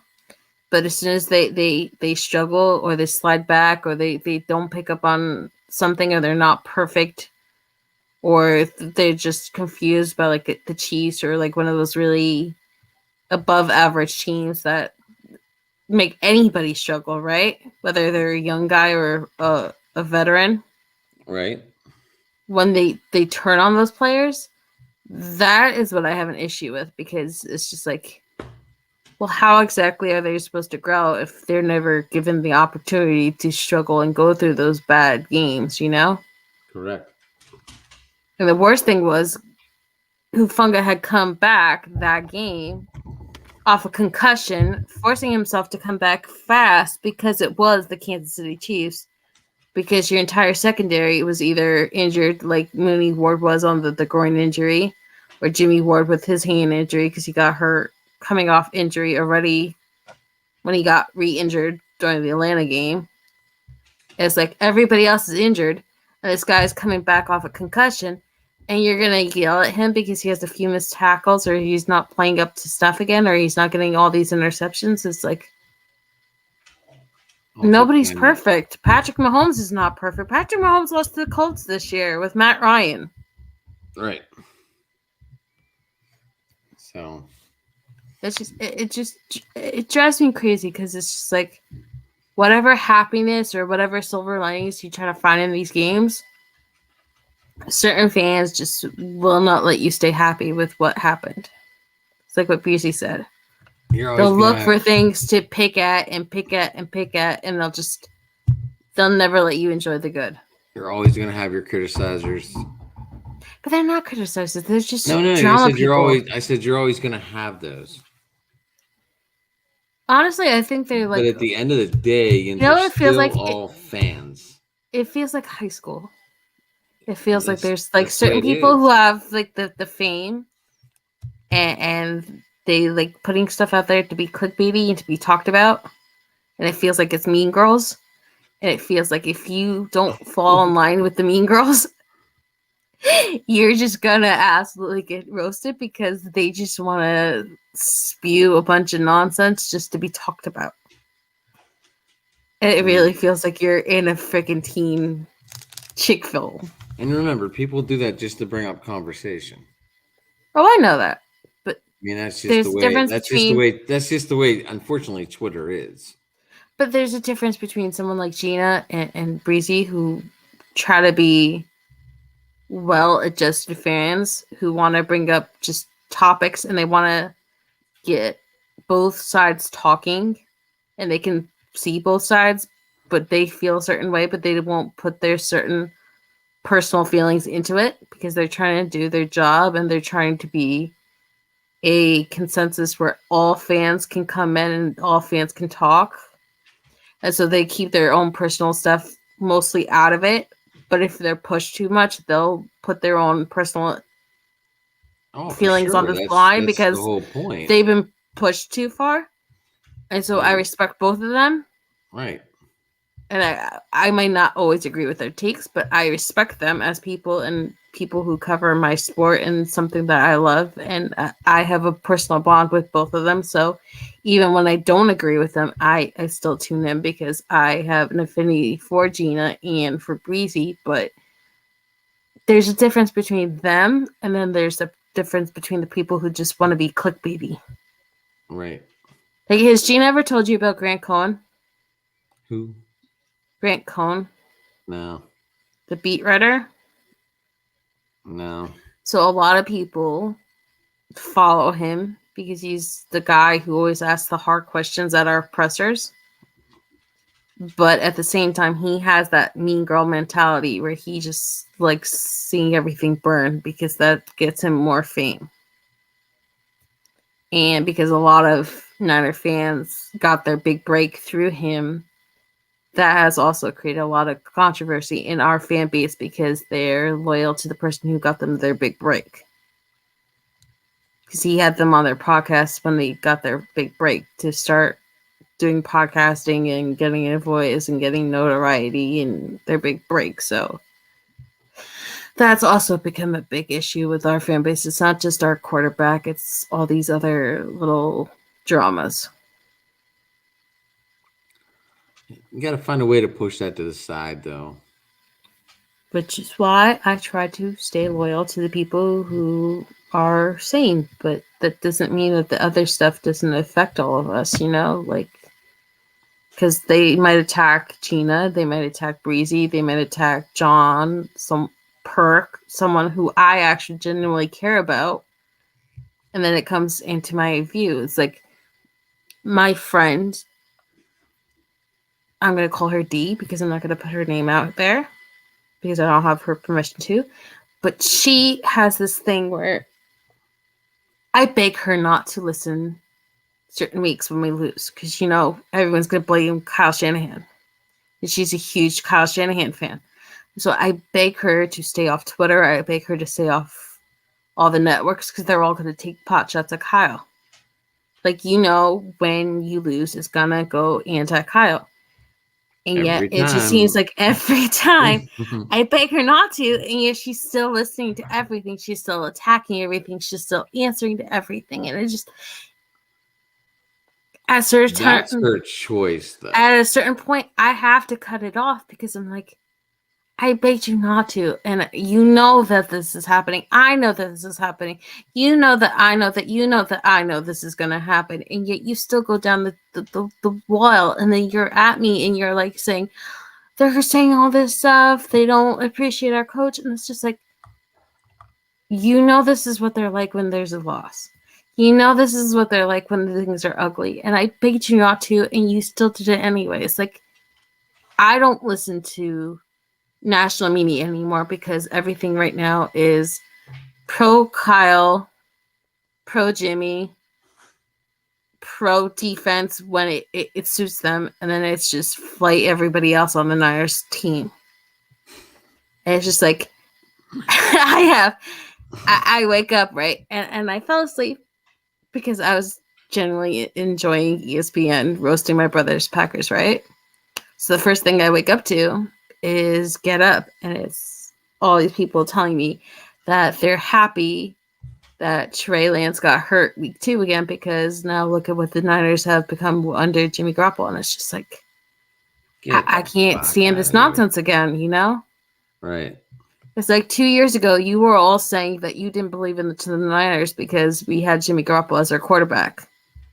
That entire run, ESPN, everyone said, Fox, CBS, NBC, all you said that you didn't believe in the Niners because you had Jimmy Garoppolo as your quarterback. And now it's like, as soon as you have a legitimate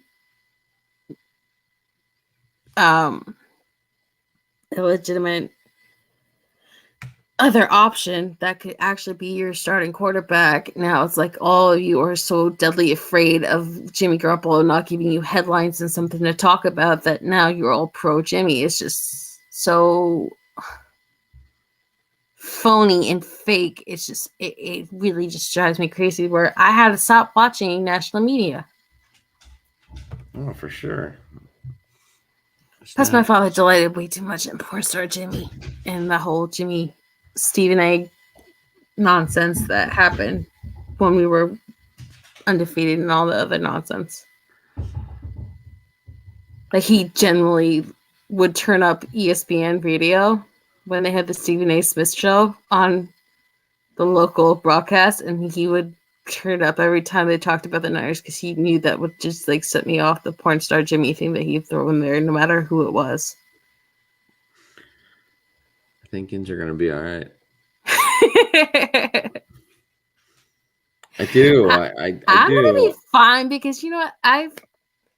The good thing is I've learned what I can and cannot handle over this whole time. Like Twitter has taught me when I'll dip my head in and when I'll dip out. Like I know when to get involved now and when not to get involved. I know when to pick my battles and fight for my favorite players. Like when I said to Breezy, I got kind of fed up when they were attacking Kittle. And when not to. It's just like there's certain people who are worth it and there's certain people who are not worth it. And there's certain times where you want to fight.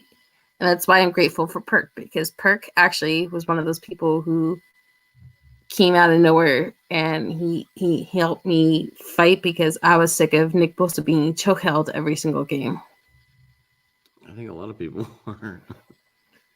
Like I was deathly pissed off about it, and he was like one of those first people who told me it was okay to like to not like Kyle Juszczyk until it prefers Josh Hockett, and to really tell me to be okay with my way of seeing things. I don't need these people, and it's just one of those random people who made you feel accepted, you know. So Perk is special to me as well.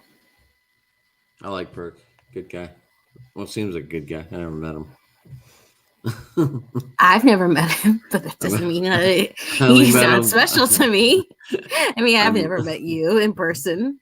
I met I've, you through this way. Yeah, but I I've met talked to you Gina though through live. this way, but it's I've not. talked to you live. I've never actually talked to Perk. I need to talk to Gina about getting him on a show. I mean, that's up to him if he wants to do broadcast. I don't think I've ever seen him do a podcast before. Really? Not that I know of. I've seen him in every chat, but I've never seen him on an actual broadcast itself. I have to. We'll see if we can change that. Good luck with that. There are certain fans who just like being in chats. So yeah, like that's the thing. Like some fans only want to chat. They don't want to be heard. They just want to type and be See, known that way. There I have I don't know if Perk is one of those people who just wants to be in chats, I don't know either. but like I said, I there don't know. are certain Niner fans, right? Because there's so many Niner content creators, and they feel intimidated, like they can't come on these kind of shows if they don't know 21 personnel, 13 personnel, if they don't know how to watch games like Uber Nerds, where they know exactly how, and with certain personnel on the field, what the play is going to be called. So they feel that they can't come onto broadcast and talk about sports or talk about the team they love because they don't know all the small, minute minutia, or they don't know about the league in general. So they feel like they're going to be lost, and they don't want to make a fool of themselves coming onto a broadcast. So they feel that it's safer to talk in a chat where they're not being the focal point where all these crazy people can come attack them because they're live on their favorite broadcast and they're not. And the person who's hosting the show, right, is beloved by the fans. And so it's a bit intimidating if you're asked as the guest on their favorite broadcast, because then they're getting attacked because they're getting special treatment from that host that they adore or idolize.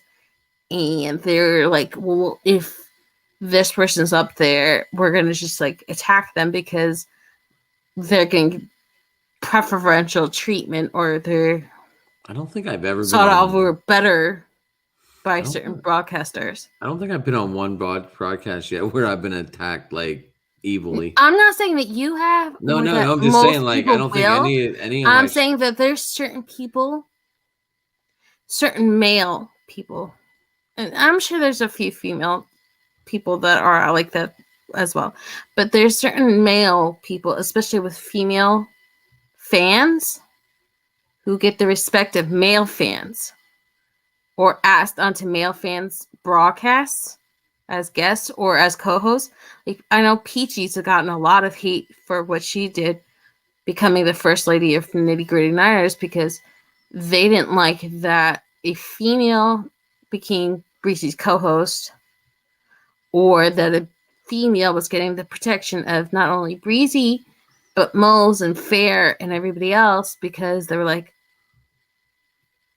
they didn't want to see a female become part of their favorite broadcast. It's just like, it's one of those things that you have to put up with. Sounds like There's jealousy. There's a lot of people who get really neurotic and nervous and they don't want change. There's a lot of people who just, fandom seems to bring out the worst in them, you know? Like, that's and you know what? A lot of it has to do with certain people who just want to come on and they want to joke. So, like, I've noticed there's certain people who like trolling Niner fans or Niner broadcasters, and it's like an inside joke between the two people.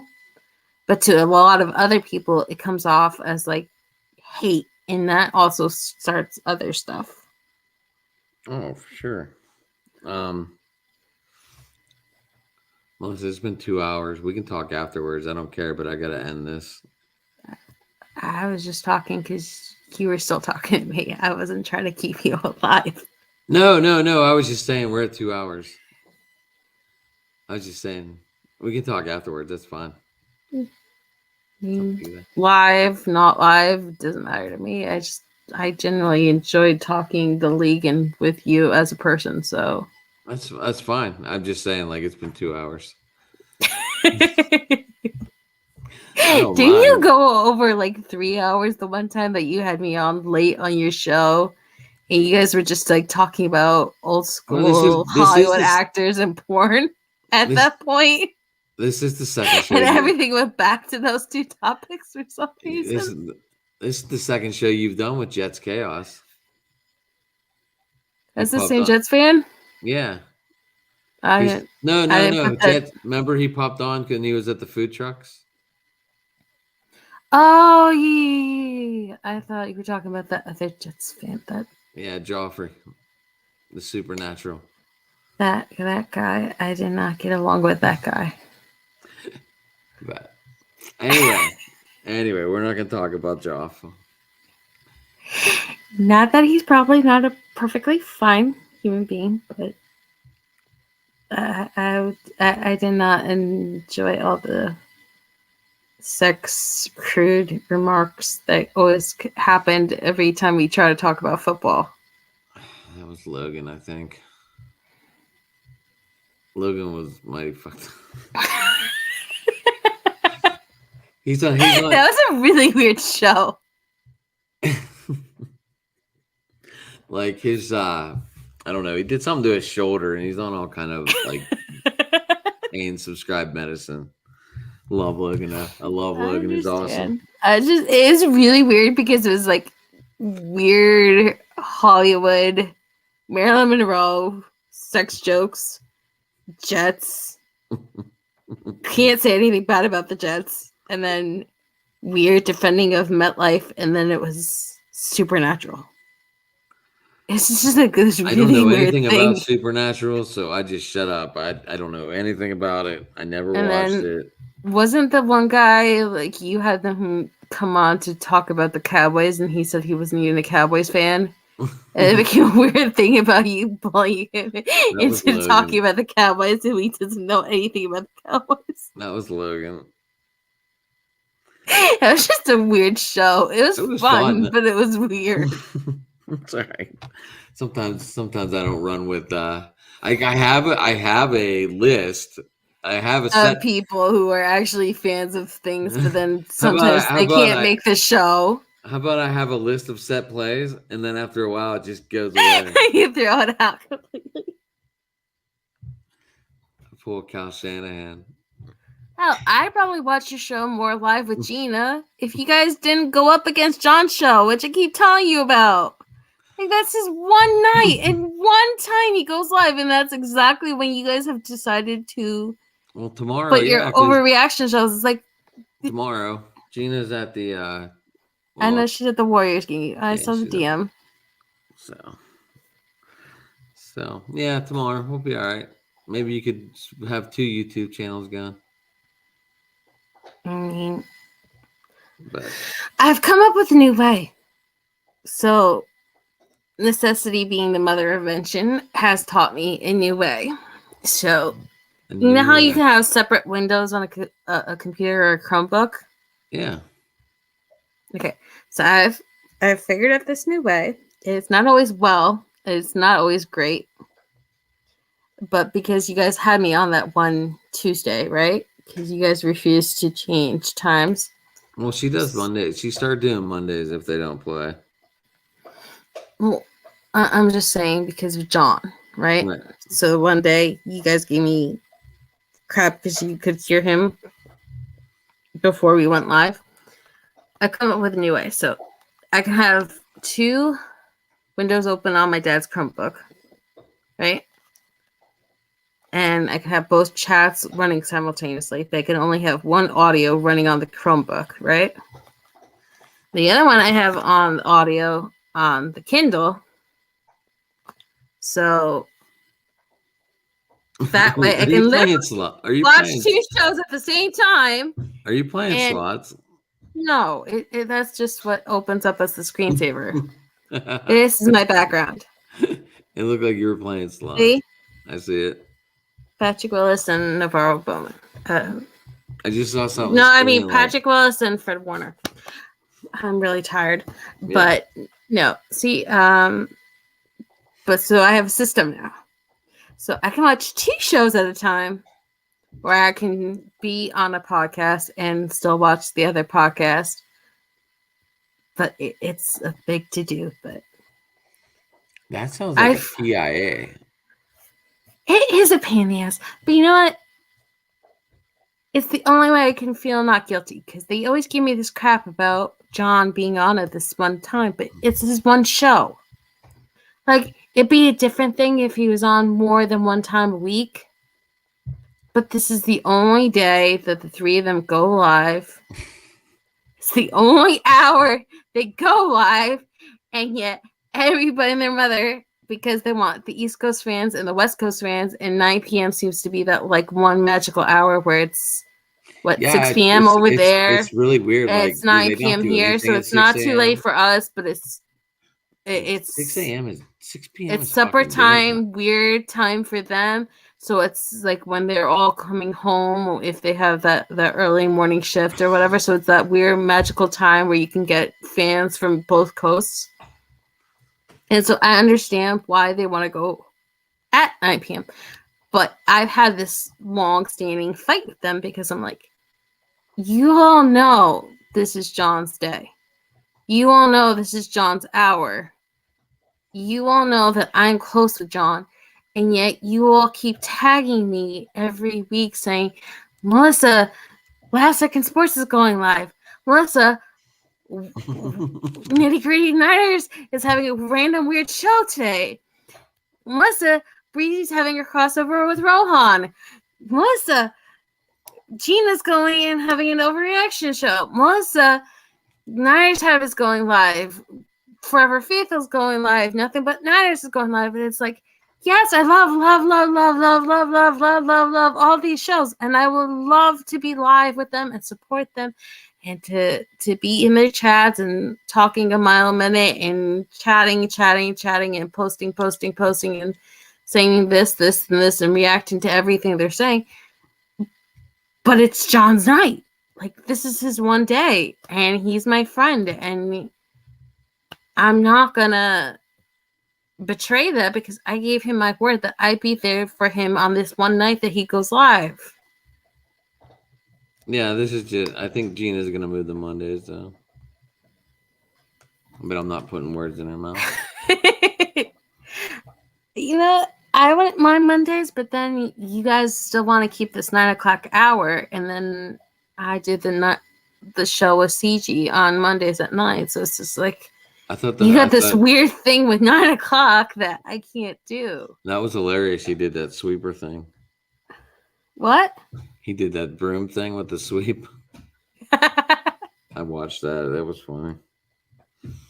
So it's just like I'd be there for her. It was like when I had to go with my dad to go pick up my mom, right? And when she had the original Spaces thing, which was way before you, Right? and so she's like, "It's 4 p.m. your time. It's perfect for you." And I'm like, "You could have not have picked the absolute worst time at all, because that's when she was getting out. Either she was getting out at 4 o'clock, 4:30, or 3 o'clock, and then we'd still be on the road. It's like you can't be on the road with your family, and then she's going to live at 4 o'clock, and it's like, I love you, Gina. I want to tune in. I can't tune in. It happens. So, It happens. You can always watch later and comment.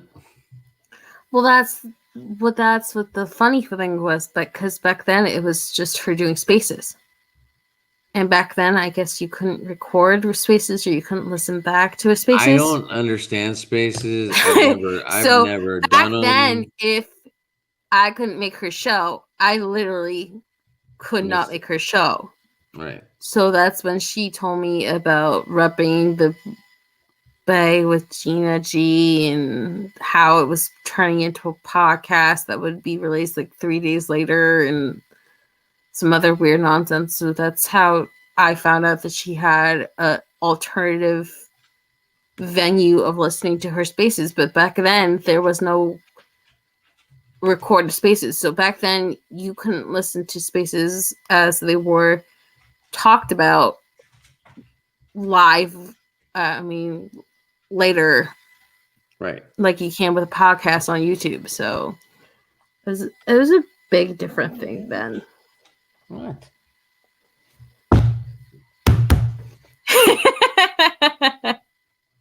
What's her name again? Phoenix.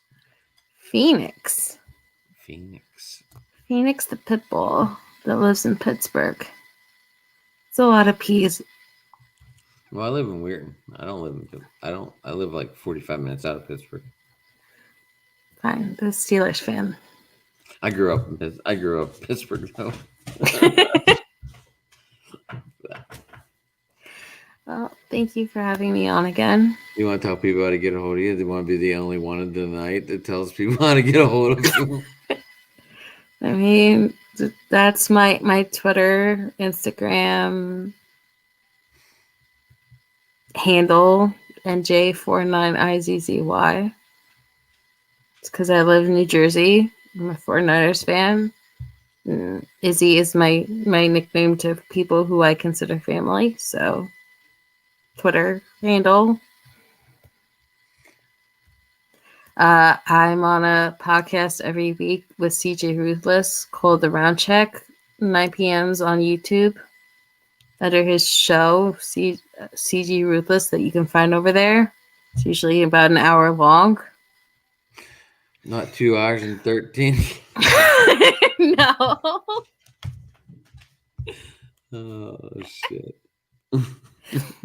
No, because Dion usually has a show called Forever Faithful that's always 10 o'clock after the show. And if not, it's what, 10 here, so it's 7 there. So they want to run off and have dinner.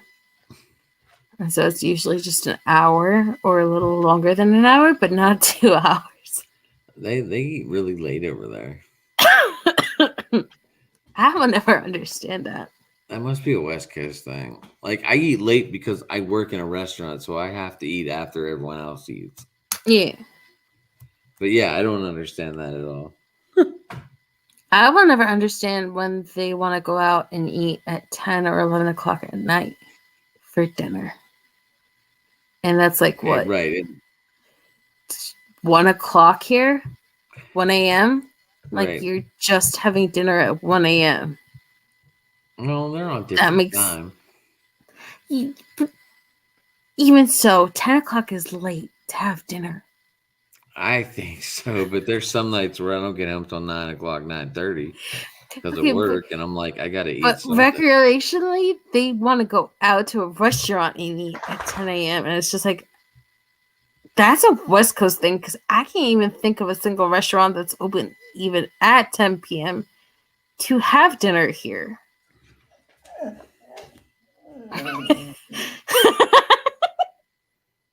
What's your deal? What is your deal? What? Come on, puppy dog. Hi, Phoenix. All right, I'm closing this shop. Melissa, thank you for coming on. Hi. Good to see everybody- Perk, and thank you, Breezy, once again for coming on. Just because I Yeah. told you about this. Thank you for my guests, everyone. They're all welcome back. Yes. All right. Hang out. You always seem to find like the chillest like Browns fan or the chillest Jets fan or the chillest whatever fan. Damn you if you ever find a agreeable Packers fan where I can't hate them for being a Packers or a Seahawks fan. I almost had two of them on too. I almost had a Packers fan. Two Packers fans. Oh my god. Melissa, don't worry. We'll run into one for you. Well, you did if you think about it though. Well, Jason almost came on, but he probably would have been hyper. No. I'm talking about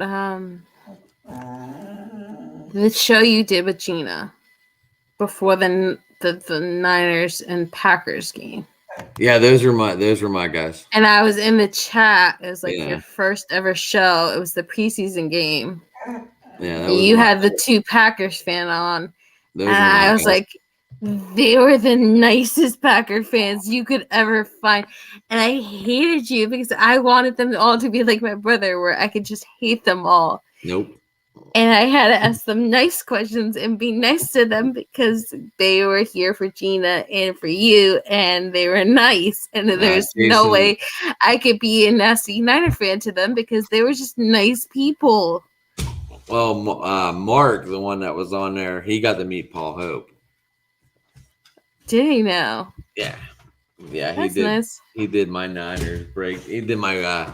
He was part of the West Coast schedule breakdown when we did it, and it was mainly Niners. Ronnie Niner was on there. Paul Hope was on there. Mark Adams was on there. Ooh, so do they meet like in person? No, Or just did on they- this. Just on here. Oh, this. Ron's a nice guy. I can't interact with Ron anymore because Ron's involved with the podcast that Paul's part of that I can no longer be a part of. But that's a long story. Okay, we'll hear about that another day. I could tell you off screen. I can't tell you on screen why. Oh, okay. All right. Well, I am definitely closing shop. Everybody, thank you. Thank you all. And everybody have a good night. Good